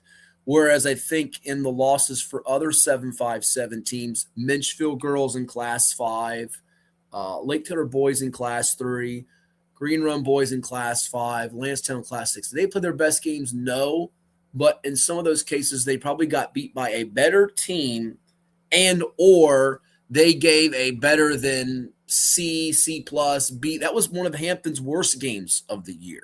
So that's the part that leaves it almost. I know they're thinking we wish we had given our if they had lost to Hanley by 6-8 points, or they lost by 2 or 3. They always say, and I think this is one of those things that we will fight about this too, because it applies to the college basketball tournaments going on right now. Is it better to lose at the buzzer, or better to get blown out by 26? Well, I think if you asked every kid on that Hampton team or locker room, knowing how good they are, and they are good, like you said, 26 straight, they would say, we would have but at least given ourselves a shot. Give us a chance. And they didn't really give themselves their best chance to win. They had a subpar performance. That's what I'm getting at. Whereas, some will say when they lose by a buzzer beater, I'd rather get blown out than lose that way because it stings more, it hurts more. But it hurts more because you were right there. They were never there. They only led his game, as you see the stats back up on the screen here, for 22 seconds. And again, a lot of, like you said, was Hanley's doing for sure. But I'm going to get your thoughts on some superlatives here. So, best player, best team, best game. We talked about best game. To me, my pick was Fort Chiswell, Luray boys, closely followed by PA and Menchville girls. Best team or most impressive team. I mean, Hanley's win was maybe as impressive as anybody. I'd say best impressive. How about best player, girls or boys? Was there one player that stood out above the rest for you? Well, my thoughts go quickly to Jackson at Fort Chiswell with 53 points. Now, people are going to say, well, let me shoot 30 times. I'll score 50. Okay, sure. I wasn't a believer. You had told me he scored 50 first game of the year. Watch this kid. He did. And then when I saw him in warm-ups, I said, who? And then I watched him more and more. And yes, he's a volume shooter. Yes, he gets rebounds and goes the length of the court and scores, ignoring teammates. And I say that in a good way because hear what I said, scored. He wasn't hogging the ball and missing shots like crazy. Shooting percentage really was not that bad. I thought it was bad. Then when I looked at final stats, I said, let me shut my mouth. This is a pretty good stat line for this youngster. And his team looks like they accept the fact that he can do it. Now, where do you fit in? And because you could think this day and age, parents are probably saying, that kid shoots 92 times a game. My son doesn't even get in a game. You're going to have a lot of that fester up in a program, and that can kill a program real easy, more than an opponent. But I just thought by him, watching him do that, then I'm sitting there at the end of the game saying, this kid had 53 points. When have we seen that, or will we see it again? 33 a game this year. You see the stats. He was named the Class 1 State Player of the Year over Matthew Owens, which was a little bit of a surprise to some because Owens was a senior who's JMU bound and had a really nice career. But some of his numbers as a sophomore even are hard to ignore. And he's only going to get better. He's going to get stronger. He's going to get better. He'll be even more experienced than what he is now. So look at that single season. Only Mac McClung and Allen Iverson had more points in a season in VHSL history than this guy in a season. And again, he's only a sophomore. He has 2 more years to go. Yeah. He's good going to pitcher, too, in baseball. Right. See, that's the other thing. What's he going? He's going to have some choices, probably in both. And where is he going to go? And time will tell on that one. I'm going to give you 2 girls players because I think the other boys player that comes to mind is Latrell Allman from Petersburg. He didn't have the most dominating of games, but we've seen him for 4 years now get 4 rings. But Ainsley Trivette from Abingdon, what a year she had for Abingdon State. Found over 2,000 career points, more than 1,000 rebounds. She's going to NC State. 3-sport athlete, also excelled in volleyball, as you brought up during the broadcast. And then Micah Ojo at Princess Anne, just a junior. I mean, just the things she did. I said even more than her numbers. Like I told you last week on the show, on our Sunday night edition, the block she had 6 seconds into the game was a tone setter. And then she opens up the overtime with a hoop after Menchville was right there 6 seconds away. It says a lot about that. Before we take a break and hopefully have Mike DeCourcy with us here, he's scheduled to join us here in a few minutes. You see the games here today, Ed, on the screen. There they are. You got them in front of you. There's the broadcast teams for the action today. Which game are you most intrigued by today? And then I'll give you a chance to give you the game you're most intrigued by for tomorrow. We'll ask Mike DeCourcy a bunch of these questions among his thoughts on who he thought going in and how many he thought thinks now can win the national championship, what he thinks about. I'm sure you'll dig into Hubert Davis. Is his job safe at Carolina? The most fascinating game to him. We know about that game tomorrow with Kansas and St. John's we'll get to, but a lot of options here. You see on the screen there, it is Michigan versus St. Louis to start things off, A&M against Houston, TCU, Duke, High Point, Arkansas, Vandy, Nebraska. I kind of like that Vandy, Nebraska game. I think that Vandy, Nebraska game could go down on the wire. I agree with you, and I'm keeping eyes on Nebraska. I'm as a wise person once said, don't be surprised if Nebraska wins that game. I know Vanderbilt's very good, but don't be surprised. A lot of people sleeping on Nebraska all year. Another game that I'm looking at hard, back in beginning of the year when you asked me, okay, let's go with a surprise team. Who do you think could possibly hoist the championship at the end? I said Louisville. I had a feeling that, and they really haven't had the season I thought they would have. Could they put it together against a pretty good Michigan State team and be able to do something? But I think Louisville, if I'm not mistaken, is battling some injuries. Yep.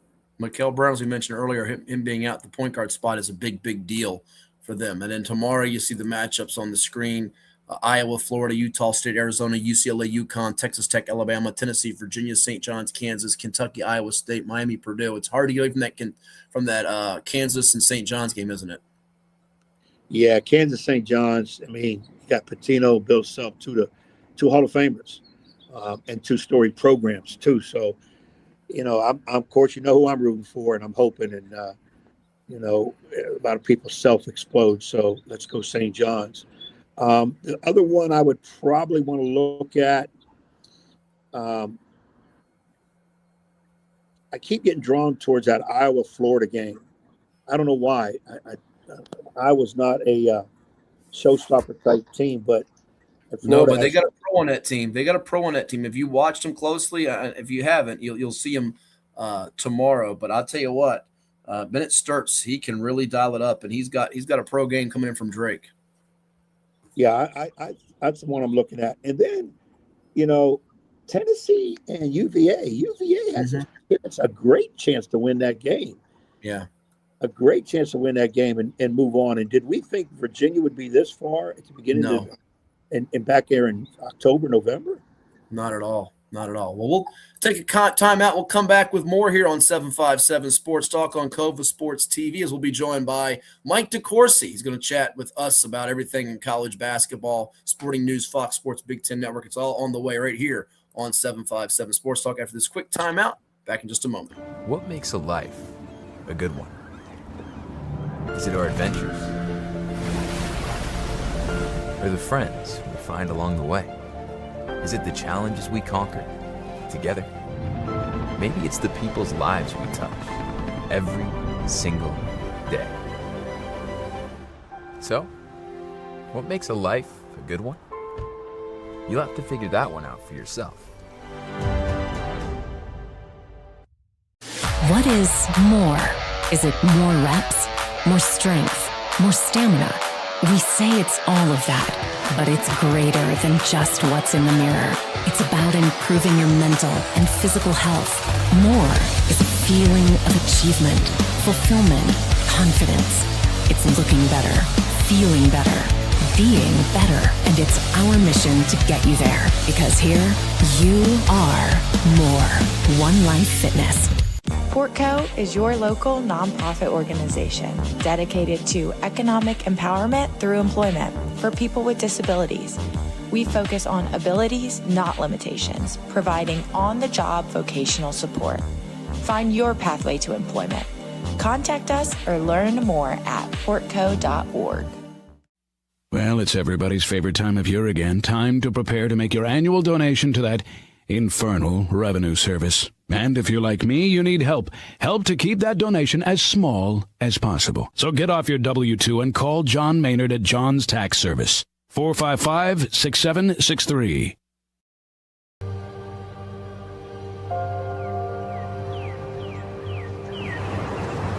At Rush Soccer, our love of the game and the community we create doesn't stop when we leave the pitch or when the season ends. We are more than an individual player, team, club, or league. We are a truly global community of athletes, parents, coaches, professionals, and fans. We believe that youth sports and the pathway to a lifelong love of soccer have the power to form deep, meaningful connections that will fundamentally shape our players and those in our community. We believe that what we feel is the key to what we can achieve. Feel the pride. Feel the confidence. Feel the legacy. Feel the connection. Feel the trust. Feel the acceptance. Feel the purpose. Feel the difference. Feel the rush.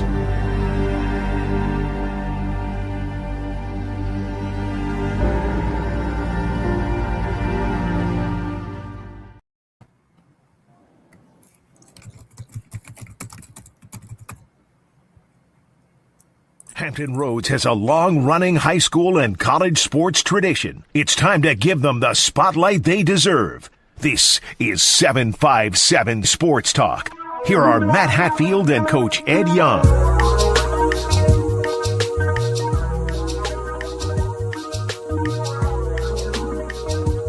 And we welcome you back to Cova Sports TV. Like, share, and subscribe. And we have a special guest with us, Coach. He is the columnist for Sporting News. You can also check out his work on Fox Sports and the Big Ten Network. We are now delighted to be joined by Mike DeCourcy on the program as the madness of March rolls on. Mike, thanks for stopping by. A couple of neat days of basketball in the books, and your takeaways here as we get ready for the round of 32 action.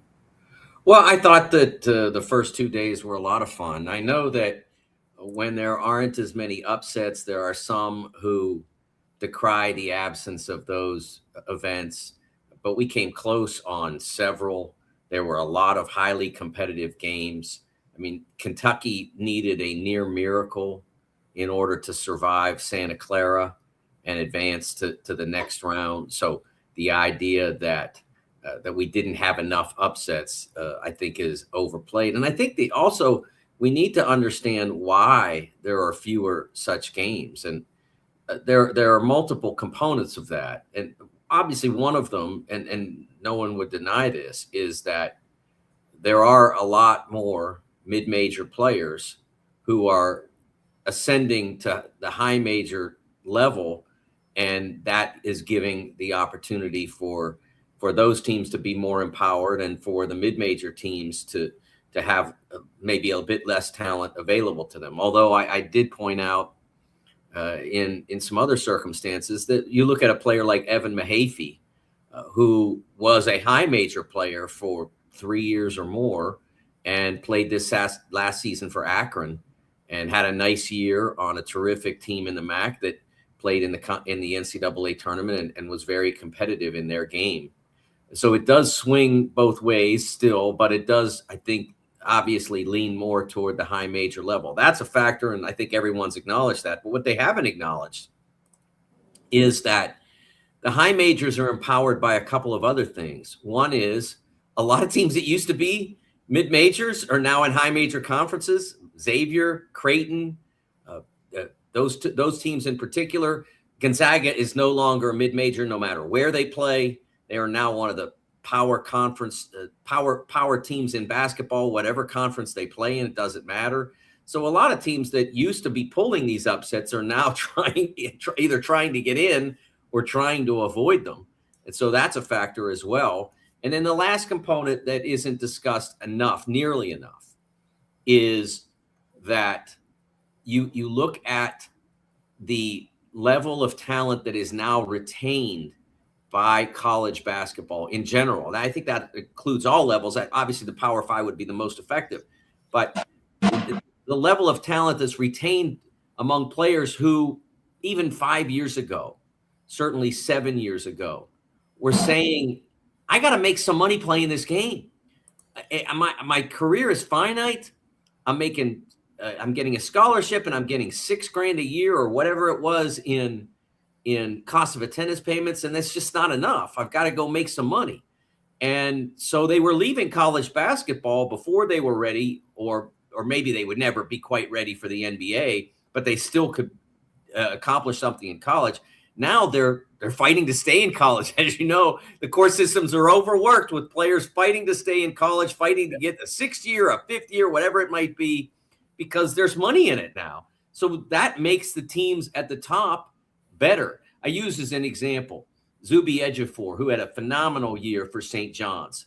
What are the odds he plays a 4th season at St. John's in an era only 5-7 years removed from where we stand now? No, you make some great points, Mike. And to follow that up, I think of Armando Bacot at North Carolina, another guy that stayed in school because he didn't have the NBA draft stock that maybe years ago would have been different for him.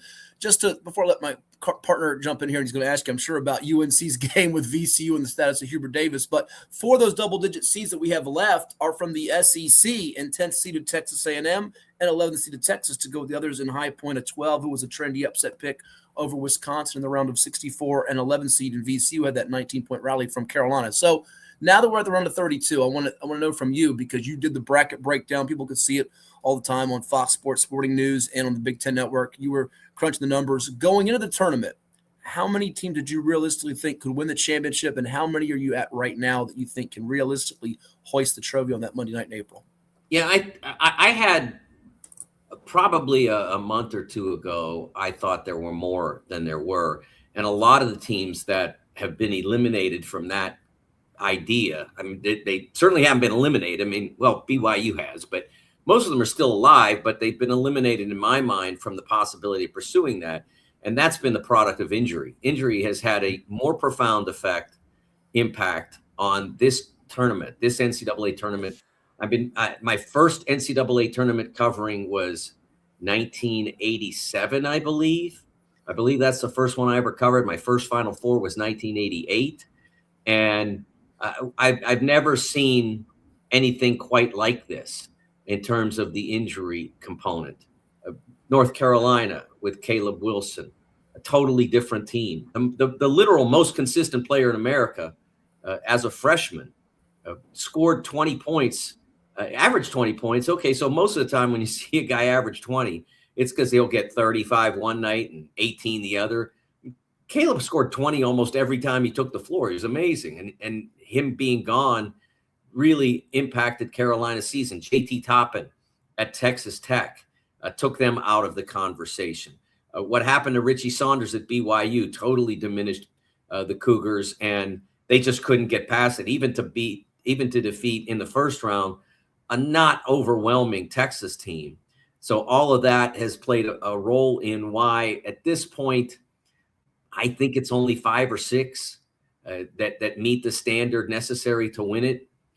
A lot of people are going to look at particular teams that I would exclude from that group, Purdue being the most obvious, and say, hey, look, they're hot, they're good, they're talented, they can win it. Well coached, yes, all those things are true. But I don't think they're talented enough to survive 6. Do I think they could win 4? Yes, although they're in the worst possible position to do that, because I think their number 1, Arizona, is the best in the tournament, especially as regards the injuries I mentioned. I still think, yes, Michigan could win it, but I believe in them much less than I did before LJ Kaysen. I still think Duke can win it, but I believe in them less before Patrick Gongba and in particular Caleb Foster became absent through injury, and they were at least slightly diminished as a team.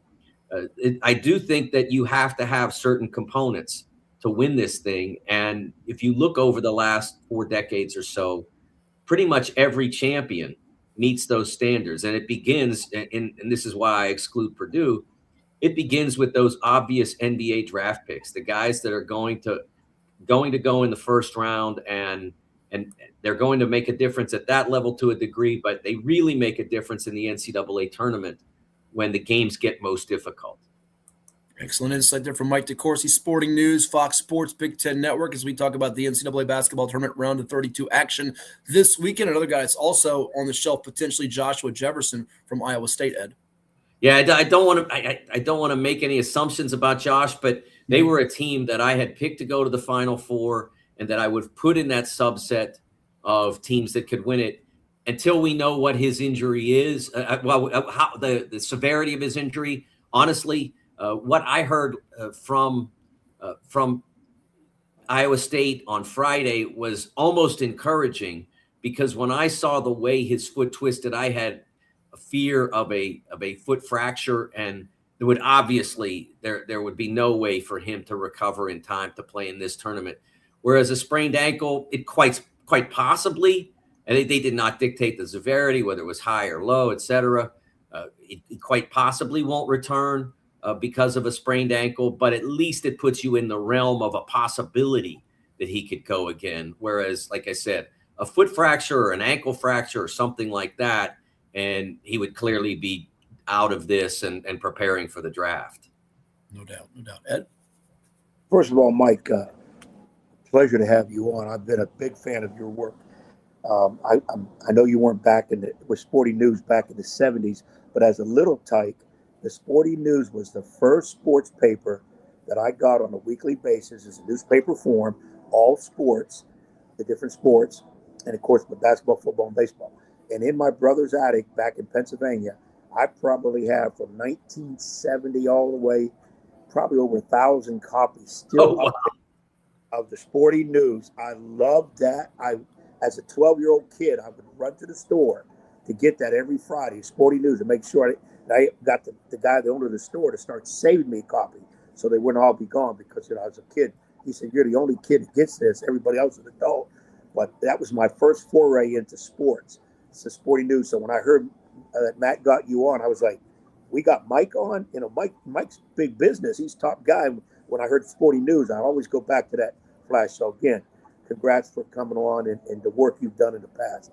Really a big fan of it. Now, here's my question. And I want to know where you sit on this. Matt and I argue a lot, and he's usually wrong. I'm a proponent of seeing the smaller conferences, 1s and 2s get in. Then I'm at the mega conference, SEC, ACC, Big Ten, number 5 or 6. Because how is the little guy ever going to get a chance? Football, I was on the bandwagon of bringing in those smaller teams because they won their conference. Do they not have a right to play for a national championship? And if you say no, so what's the incentive of winning a conference? You're never going to, well, they're going to get blown out by Ohio State, Michigan, they'll blow them out. So in basketball, we know it's a little different. But what is your perspective on, is that another way maybe, Mike, we bring in more of those lower level teams so they have a chance? Or do we stay with a power team that everybody wants to see? Well, I think, first of all, it needs to be understood that there are 68 bids in the NCAA tournament, and let's hope it stays there. Let's hope that we don't ruin this deal by changing it. It's the most popular sporting event in America relative to the sport it completes. Like the Masters is really popular compared to regular golf, but not by the factor that this tournament is. The Super Bowl is really popular relative to football, but not to the level that this is. This takes people from being marginal fans or non-fans into the realm of being fans in this 1 month, and it takes obviously the passionate fans to a level even greater than that. So we have a perfect system as it is now in terms of the number and size of the field. I've been involved in picking brackets now, projecting brackets for 7 years at Fox Sports, and for 6 of those, we've had a tournament. The first year I was on that, of course, was unfortunate in 2020 that we had to have it canceled. And in that 6 years, I've learned a lot more even than I already knew about the process. And the first thing that I will say is that numerically, we now have, with the way things have come to be defined, 25 to 26 mid-major leagues. Depends on how you feel about the Mountain West. Mountain West is kind of in a sort of narrow margin in between the two, but let's say it's 25. That's the number, and we keep the Mountain West with the powers, even though it's probably not quite there. Let's do that. So it's 25. I did the math on this. Out of 68, they get roughly 37% of the field at the mid and low major level. But if you look at the wins above bubble rankings that are strictly about, did you win a game? Okay, who did you play? How good are they? And did you play it at home or on a neutral court or on the road? No margin of victory, none of that, no running up the score. You can win by 100, doesn't matter. It's still the same as if you win by 1. And that ranking, 22 of the 68 teams would fit into those conferences. So it's 22% of the 68 would fit into those conferences. If you look at Ken Pomeroy, which does incorporate that power concept, how dominant are you? How much are you controlling those teams you play? How efficient are you, et cetera? That metric, it's 18%. So the mid-majors are already getting a larger percentage of the field than they represent in terms of the high-quality teams that there are in NCAA Division I basketball. So I think they're already getting I think it's a fair deal because, as you said, there's no real championship unless you have automatic qualification. There's no sport now, really. Now that college football has gotten beyond that and at least offers one position to the group of 5 teams, college football no longer has that concept where you get to the end of the year and we say who's good. It was the most ridiculous construction in sports, and now that's gone. Now, if you win the ACC, if you win the Big Ten, if you win the Big 12, and if you are the best of the non-major teams, you automatically get in. So you know what you have to do at the start of the year to be entered into the field. So college football doesn't have that. College basketball has never had that. They've never had that phony concept of we decide who's good enough on all cases. If you win the Big South, as High Point did, you get in. They can't keep you out unless you're ineligible. And that's good for college basketball. But to say I'd rather see a team like Winthrop make it, it's not that there's no rationale for that. That's just personal preference. And then we're into that football realm. The teams that made the field from the major conferences that weren't super successful, like Missouri or Texas, or I'm trying to think, SMU. Those teams, they all met the standard of qualification relative to their seasons. They didn't meet it by much, and that's why Texas and SMU were both required to play the extra game. But they met the standard. And in the case of Miami met the standard to be included immediately after they lost their first game. It was interesting. There was a lot of conversation after Miami lost to UMass in the quarterfinals of the MAC tournament about whether they would be included. You didn't hear any of that conversation from me or Joe Lenardi or any of the hobbyists who do the bracket projections very well. We all knew they were in. The conversation was all coming from people who don't know how that process works and aren't interested, but want to have an opinion anyway. Whereas they could, like you guys, call me and like, I'm not saying I'm the leading expert in the selection process, but I'm one of them. So if you weren't calling me, you were calling Joe, great. If you weren't calling me and you were calling my buddies at Delphi Bracketology, who does it kind of on the side as a hobby and has fun with it and does it great, it doesn't matter who you talk to, but you have to understand the process, how it works, and speak to the people who know how it works so that you aren't out there saying, well, Miami, Ohio might be on the bubble. Now, they were never on the bubble. They were 37th in wins above bubble, which was around 8 to 9 spots from the back of the field. When they got into seeding, then they used the predictive metrics more that I talked about before, the power metrics, and Miami didn't measure up as well because they won a ton of 1-point games. And so they said, okay, go ahead, go to Dayton. I didn't have a problem with that. I would have, especially with the way the field assembled itself. We lost a spot or two, and Miami went from probably not having to play in that game to having to play in that game. I think in the end it was good for them to play in that game because they went out and handled SMU, were able to celebrate when it was over. If they just walked on the floor and played Tennessee, they would have had that game. They weren't good enough to play in it because they didn't have they were missing a starter, A, and B, don't have the physical power of a Tennessee. There might have been other sixes they matched up better with. Tennessee was just the wrong team for them to play. So they got a little glory and they got to show that they belonged. And then they lost like the majority of 11 seeds do. Good point. Good point. Ed? Well, the only other thing now, I hate talking about coaches' jobs and whatever, and Matt alluded to it earlier. VCU comes from way behind 19, knocks off the Carolina team. Yeah, injuries. Yeah, you mentioned Caleb Williams. And Hubert Davis has had a little bit of side eye to him in the last couple of years. And now, from what I'm hearing, is a lot of people in Chapel Hill are saying, it might be time for a change. Do you think Hubert stays on? Do you think this is enough to that he may have to get out? your perspective on the Carolina situation. Yeah, I think that I think Hubert, first of all, the roster construction of this team was not ideal. The roster construction of most of the past several teams has not been ideal. So I think because of the Caleb injury, the roster construction of this team, while not ideal, might have been sufficient to at least produce, say, a Sweet 16 type season, if not a little better, had he been healthy. But I think that this needs to be a lesson. And I would say that his window is closing. I think it's reasonable to assume that more results like this would lead to a change at any program at that level. The window is closing, and he needs to learn from how this season went. They weren't good enough. Even with Caleb, they weren't what Carolina wants to be.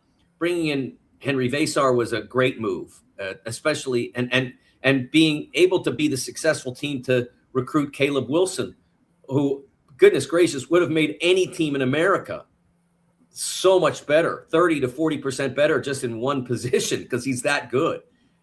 They made some really good moves, but they weren't physically tough enough. They didn't have enough big bodies off the bench. I mean, like I mentioned that Tennessee team. Look how much physical power they have in the front court.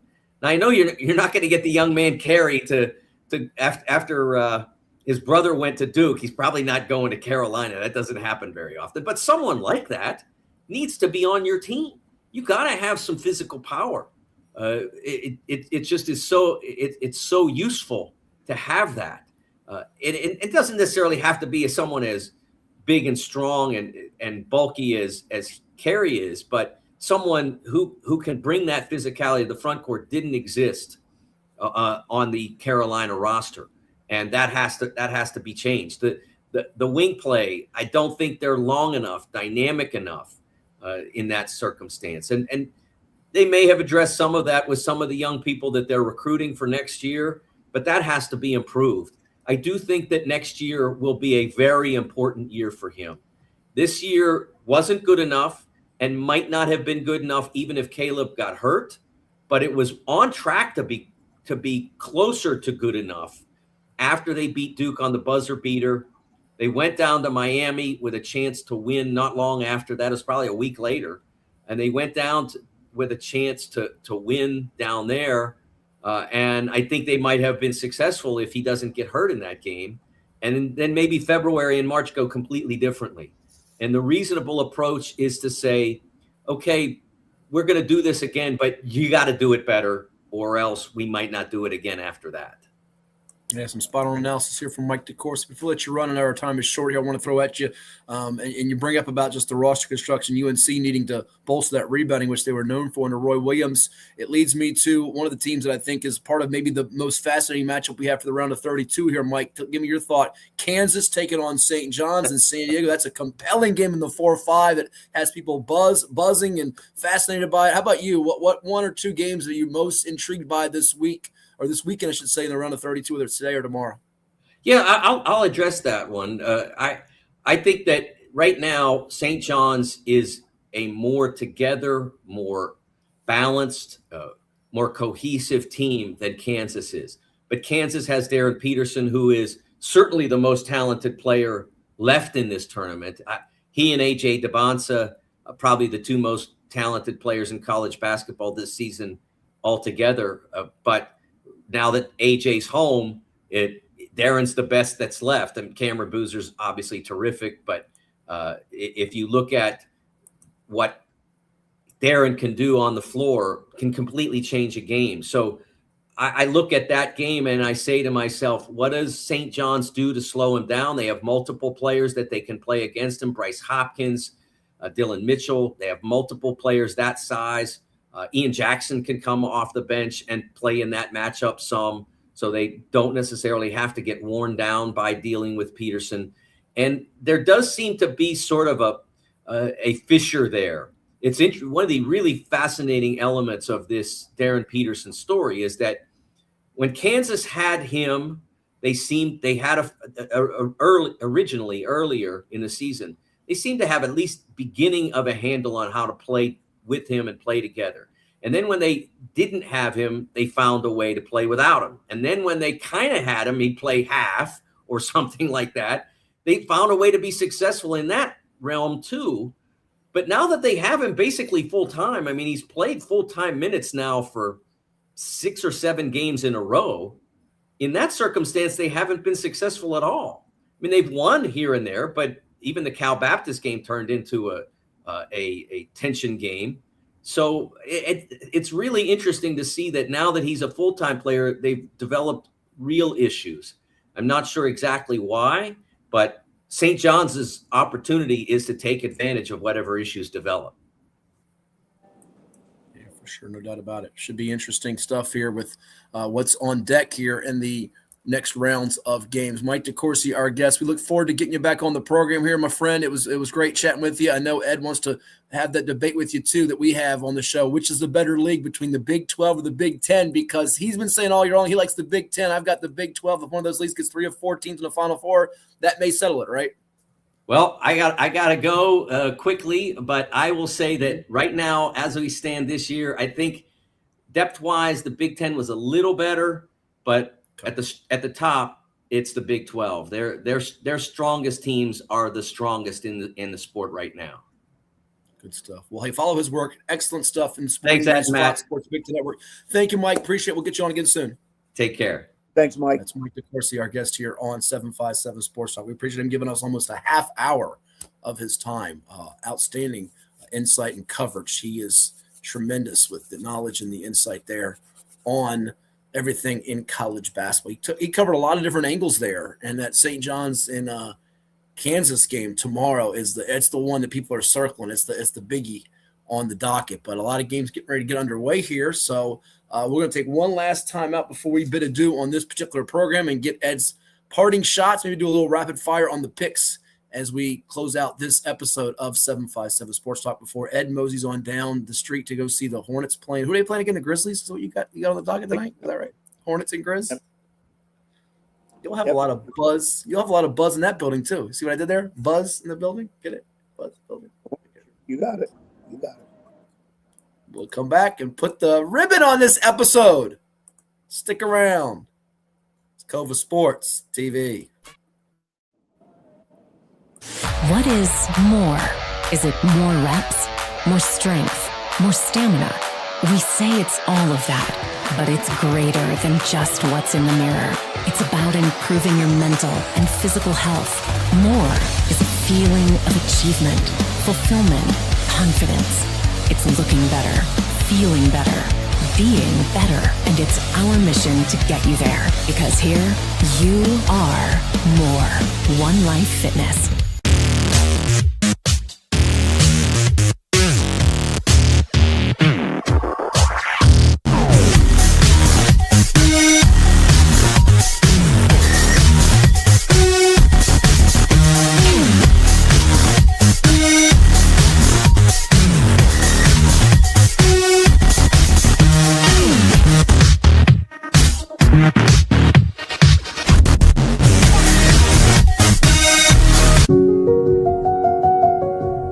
As a banker at Town Bank, we believe that people bank with people, not with banks. You're looking for an actual personal relationship, and that's what you get at our bank. You get that person that gets to know you, gets to know your business, is there for you. I think that is what motivates us, what drives us, and the idea that we are trying to serve others and enrich lives, I think is very true.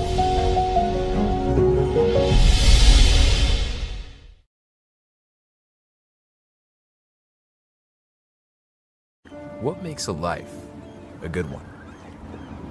Is it our adventures? Or the friends we find along the way? Is it the challenges we conquer together?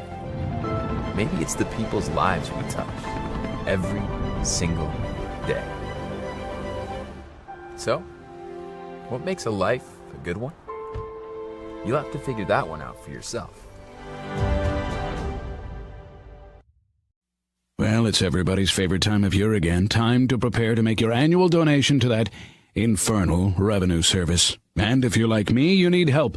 Help to keep that donation as small as possible. So get off your W-2 and call John Maynard at John's Tax Service. 455-6763. Portco is your local nonprofit organization dedicated to economic empowerment through employment for people with disabilities. We focus on abilities, not limitations, providing on-the-job vocational support. Find your pathway to employment. Contact us or learn more at portco.org.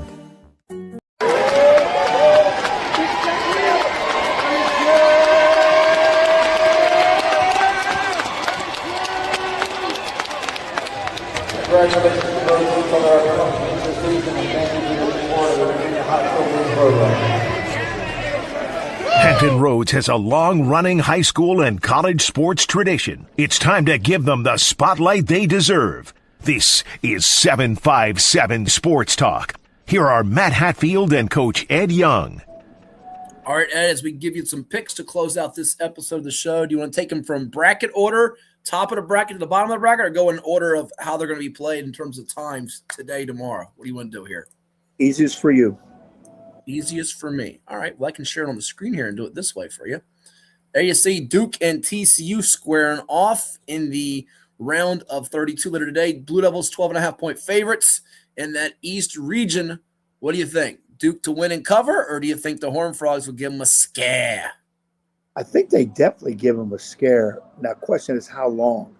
First half, middle of the second half, or all the way to the end of the game? I think Duke wakes up on this. I don't think they don't win by double digits. I think Duke wins and TCU covers. You heard what Mike DeCourcy had to say about the game tomorrow involving the Johnnies, the Red Storm, and their opponent, which is Kansas. Rock Chalk Jayhawk. They have not been consistent, as Mike said, with Darren Peterson in and out of the lineup. We know he's the projected number one pick in the draft. But what do you think here, as Kansas is a 3.5-point dog as the 4 seed? St. John's a 3.5-point favorite as the 5 seed. They got off to a hot start, a torrid start in their round of 64 win over Northern Iowa. Never looked back in that game. Well, as far as the seeds go, I think they should have probably flipped this at the beginning of the tournament. Put St. John's as a 4, Kansas as a 5, because of sometimes Kansas being the different type of team that they are. I'm just a big Rick Pitino fan, and I do like Bill Self also. I'm going to go St. John's in a close one. We know about the injuries that Mike brought up earlier. Mr. DeCourcy, Mikel Brown out for Louisville, Michigan State, who, by the way, I know our pal Mike Desmond, coach of the Seahawks, he'll be locked in. He'll have a beverage. He'll have some popcorn. He'll have probably more than a beverage watching the Spartans, his former Seahawk, Jordan Scott, taking on Louisville, Michigan State with Izzo, Sparty. A lot of people have them coming out of this bracket here. We call this the bracket of death because, you're some heavyweights in this bracket. UCLA, UConn, Duke. Oh, my gosh. What do you think for that game where Sparty is favored in this matchup, Edward, on Saturday, today, 2:45. 5.5-point favorite are the Spartans. 5.5. Big number. We acknowledge Mike. We acknowledge you. Okay? We acknowledge you, Mike. Yeah, he's going to ask us to do that. And be cool on the beverages. Save some for some other people so we don't get crazy text messages. He's going to get ice cream, cotton candy. He's going to go bananas for this game. I know he is. I just don't want to he'll be texting us play-by-play if Jordan makes a good play or bad play. Yeah, and hey, Jordan Scott, hats off to him. He's playing a lot. He is more than just a regular contributor for that ball club. Did we ever find out why he got nicknamed Fuzzy by him? We got to find that out from Desmond. Text him that later today. Find out why he nicknamed him Fuzzy. Yeah, we'll have to get that. I'm going to go Michigan State. I want Louisville because I like Bet Kelsey. Of course, you had Louisville in your Final Four before the season, remember? Yeah, I had Louisville in the Final Four. So I want to say I should stick with them, but I think Michigan State, this is Tom Izzo's baby here. When he gets into these tournaments like this, and then all of a sudden he's in a Sweet 16, Elite 8, people are like, what? He finds a way to get in there. I think they edge Louisville out in this. I wouldn't mind seeing Louisville win. I want to see Michigan State and UCLA. You want to know why? Because Xavier Booker, who's a above-the-rim finisher for UCLA, playing a more meaningful role now that Tyler Bilodeau is out, can go up against his old team in the Sweet 16. I don't think we'll get that. I think Michigan State will hold on for dear life because they are a little more athletic along the baseline with Cohen Carr and company, Jackson Kohler. Jeremy Fears at point guard he's feast or famine sometimes for them, but I think MSU pulls it out. Now, UCLA is going to need a big effort from Donovan Dent. We'll see if Bilodeau can go. Again, one of those many guys that's been dinged up with injuries. What do you think about them and UConn, who had to sweat it out against Furman? Wasn't an easy game for the Huskies, but they are known for their three-point shooting with Mullins and with Alex Caravan, and solo ball. However, it was Tyrus Reed who had a monster game. Did he ever for them to survive Furman, as Tyrus Reed became just the third guy ever to have a stat line of 31 and 27 in NCAA tournament lore, joining Elvin Hayes, who did it twice. I mean, you're on a list with Elvin Hayes with 30 plus and 25 plus. You're doing something right, but can they get that from Reed again? I'm not sure they will need it, but man, that's tough. Boy, you mentioned Elvin Hayes. I haven't heard that name in a while. You young ones out there, look it up. Elvin Hayes was a tremendous player, pro and college. A tremendous player from way, way back in the time. But, it's funny because a lot of people, I think including you, had UCLA losing to South Florida, and they didn't, or Central Florida. They didn't. Correct. And now that you got them in here, you got UConn, who I thought would destroy Furman, and they struggled a little bit with them. I think UConn gets it back together. I think if Den doesn't play for UCLA, I don't see him beat UConn. They even have a chance to beat UConn. I think UConn takes care of this, and I tell you what, I think this will be a 10-point win, UConn. Ooh, you say a 10-point win for the Huskies, the Hungry Huskies, as they once were dubbed by, I think it was Kemba Walker during one of their championship runs. They won back-to-back with Danny Hurley, then lost last year to eventual national champion Florida in the round of 32. Huskies are favored by 4.5 in this particular spot. And by the way, we mentioned it earlier, some of our comments are coming up, some are not on the stream, some are having trouble. Our man Woody Wagner having some difficulties. He actually asked me, and I'll answer it here on the show. It's not coming up on the screen. He sent me a private message. Do I think Petersburg had the state's toughest team for boys basketball? Yes, I do. I do. And Latrell Allman is going to Oklahoma State. He'll be missed for them. Oklahoma State's not in the tournament, but we turned it down to the East Regional to now the regional that UConn ran into a team a year ago. And Florida, as I just mentioned, in the South, they're taking on the Iowa Hawkeyes. You think this is a dangerous game, Edward? Gators against the Hawkeyes are favored by 10.5, but they have shooters and Sturts. And the Gators guards have been a little bit iffy. They got blown up by Vanderbilt. However, they didn't look back at all against Prairie View A&M. And that front line with Condon and Huff and those guys, they can really ball and hoop it up. I think they will cover this against Iowa. I disagree with you. I think they'll win this by 15. I think, I think Florida wins it, but I'm going to say it'll be a little closer than people think. I think Iowa covers it. Okay. Vanderbilt with a guy from the Commonwealth of Virginia who was a record setter, VHSL all-time scorer. We're talking about Tyler Nickel taking on the Nebraska Cornhuskers. Vandy and Nebraska, who got its first ever NCAA tournament win, coming on later today. Nebraska is a 1.5-point pup. I like the Huskers and Hoiberg's group to get it done. I think they'll hit enough outside shots and hold off Vandy with Tyler Nickel. Yeah, I'm going to agree with you, too. I think Nebraska will be that team that can get a little further than people thought. They've had a great year, and I didn't think they would even have the year that they're having. They won their first ever, in the first round, their first ever NCAA tournament game. Now I look for them to win another one here. I think rink mass can be the difference there, although we know Mr. Tyler Tanner, can help out in a big way with Nickel. Early on, I see it's already started. St. Louis and Michigan. Billikens lead by 2 on the Wolverines. Uh-oh. Is it time to get nervous? This game just started. Not nervous. Not yet. We moved down on the bracket here. You have in the South Regional in Houston, Cougars trying to get to the Sweet 16 and Elite 8. Right down the road, they're going to take on Texas A&M, while VCU, Ed's already said Illinois is going to pummel VCU. The spread is 11.5. I think the Illini will get a backdoor cover. They could have a chance to blow a big lead. They've been doing that a lot this year. They're more of a finesse team than a powerful, physical, brute team. Whereas in this A&M Houston game, I think Houston will exercise the demons, I should say. Not demons. Exercise the demons. One of the differences for them, I think, Kingston Flemings, this team's a little more offensively minded. He's one of those great freshmen they had to go with Emmanuel Sharp and Milos Uzan. They have Sanak inside a rebound. They're not as defensively rock solid as they were last year. They had Jawan Roberts and some of those guys, but I do think they will hold A&M off. I think A&M will have trouble getting stops in transition, and I think Houston will get the victory. 10.5 might be a tricky cover, though, so I could see A&M getting the backdoor cover. Yeah, I agree. I'm going Illinois by at least 10 over VCU. I hope VCU wins, and I think Houston wins a close one against A&M. Okay. Ed will not be watching any of this because he'll be watching the Hornets and Grizzlies. Why, I have no earthly idea, but hey, you do what you do. On the other side of the bracket here with the West Regional, San Jose is where they're trying to get to. Arizona's taking on Utah State. You know how much I love me some Utah State. They can shoot it. They can score it inside. And they ended up having to win a tussle with Villanova because they were up, they got down, and then they recovered in that game. I actually think Utah State is going to push Arizona to the brink. 12.5-point spread tomorrow.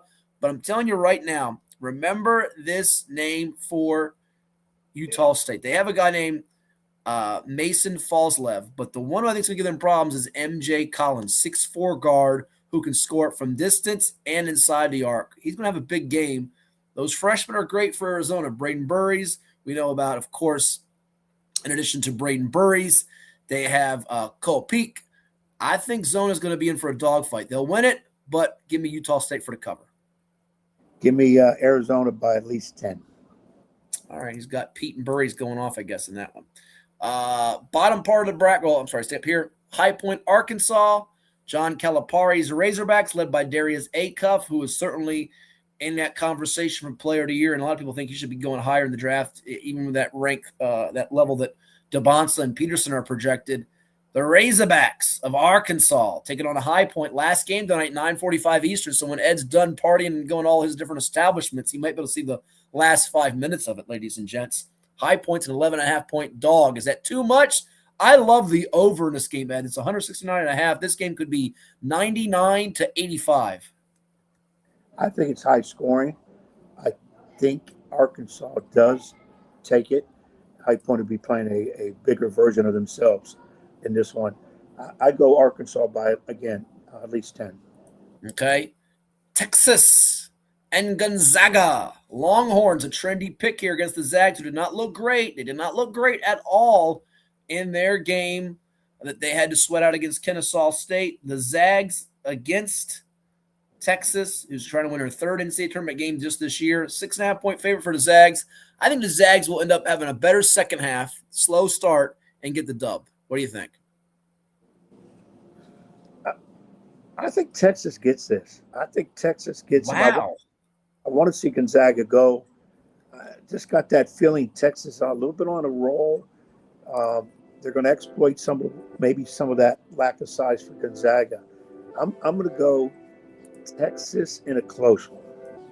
By the way, Gene Jones has got the comment working on Facebook. He says, St. John's, baby. Did I see that picture right? He was in a picture. Was it with BU with Rick Pitino? Did I see that picture right, Gino? I think I saw that this week.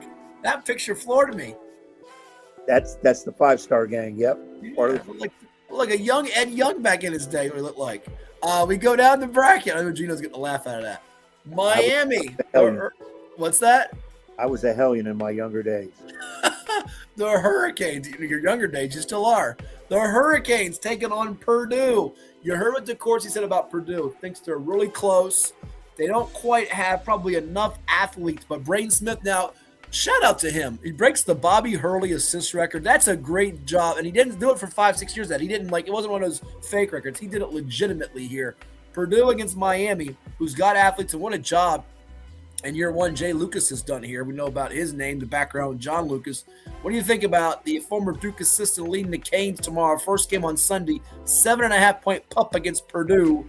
Do the Boilers cover, or do you have the Canes getting the cover and perhaps an upset? I'm going to go Purdue, but is anybody talking about Miami or Florida? No. You don't hear the national guys talk about them much. I had Missouri beating them in the first round.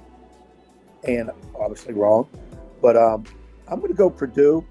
Close game. Won't be surprised if Miami wins. They got a couple of big transfers, Malik Renew from Indiana and Trey Donaldson, who obviously played at Auburn, that have been experienced in big games and tournaments, but they're not as, they're not even getting as much fanfare as that Miami team a few years ago that Jim Larrañaga led that got to the Final Four led by Jordan Miller in that Elite Eight game. They obviously had Nigel Pack and some other players on that team that were Isaiah Wong, more ballyhooed than Miller, but Miller out of Loudoun Valley, and now the LA Clippers had that amazing Elite Eight game against Texas that helped Coach L get to his second career Final Four. The other one coming in 2006 at George Mason. And Purdue's in action. Michigan's in action right now. They got a slim lead on St. Louis. I forgot what the line was coming in, but I got Michigan winning this game by 12 today. How about you? They're up by 3 right now, 13-10 at the under 16 break. I got Michigan double digit. Double digits, he says. Double digits after St. Louis. The Billikens put up 102 on the board against Georgia. Ed's still looking for the Bulldogs out there where they went. Texas Tech and Alabama tomorrow night. Bama's one of those teams that if they're hitting three-point shots, look out. If they're not, they don't play a lick of defense. Now, I will tell you this. I watched a lot of this game, and I think he's going to be a tremendous, tremendous pro. That Bama, their game with Hofstra and Speedy Claxton's group. But remember this name, LeBaron Philon. I think he's going to be an awesome pro for them. I know Brandon Miller was a number 2 pick in the draft with the Hornets a few years back. I think Philon's going to be a better pro. Watching how he moves, he shoots. He's even got a little injury. You wouldn't know it. He is smooth, smooth, smooth. As smooth as a baby's bottom, as they like to say. He's a player. Don't shake your head. He's a player. Texas Tech without Obi Toppin, this is where it's trouble for them. Did I say Obi Toppin? I meant JT Toppin. You know which Toppin I meant. Obi's his brother. Christian Anderson, he's a facilitator, but I think Bama will eke it out. The spread is interesting. The spread for this game is 1.5 Texas Tech. I'm surprised there's a slight favor. How about you? I am too, but I would not be surprised they win the game because you're right. Alabama, when they're on their game, they're great to watch. When they're not, you scratch your head like, how could a team that talented not win? Well, they don't really put a lot of effort into their defensive side of it. I'm gonna go Texas Tech. I'm gonna go Texas Tech in the close.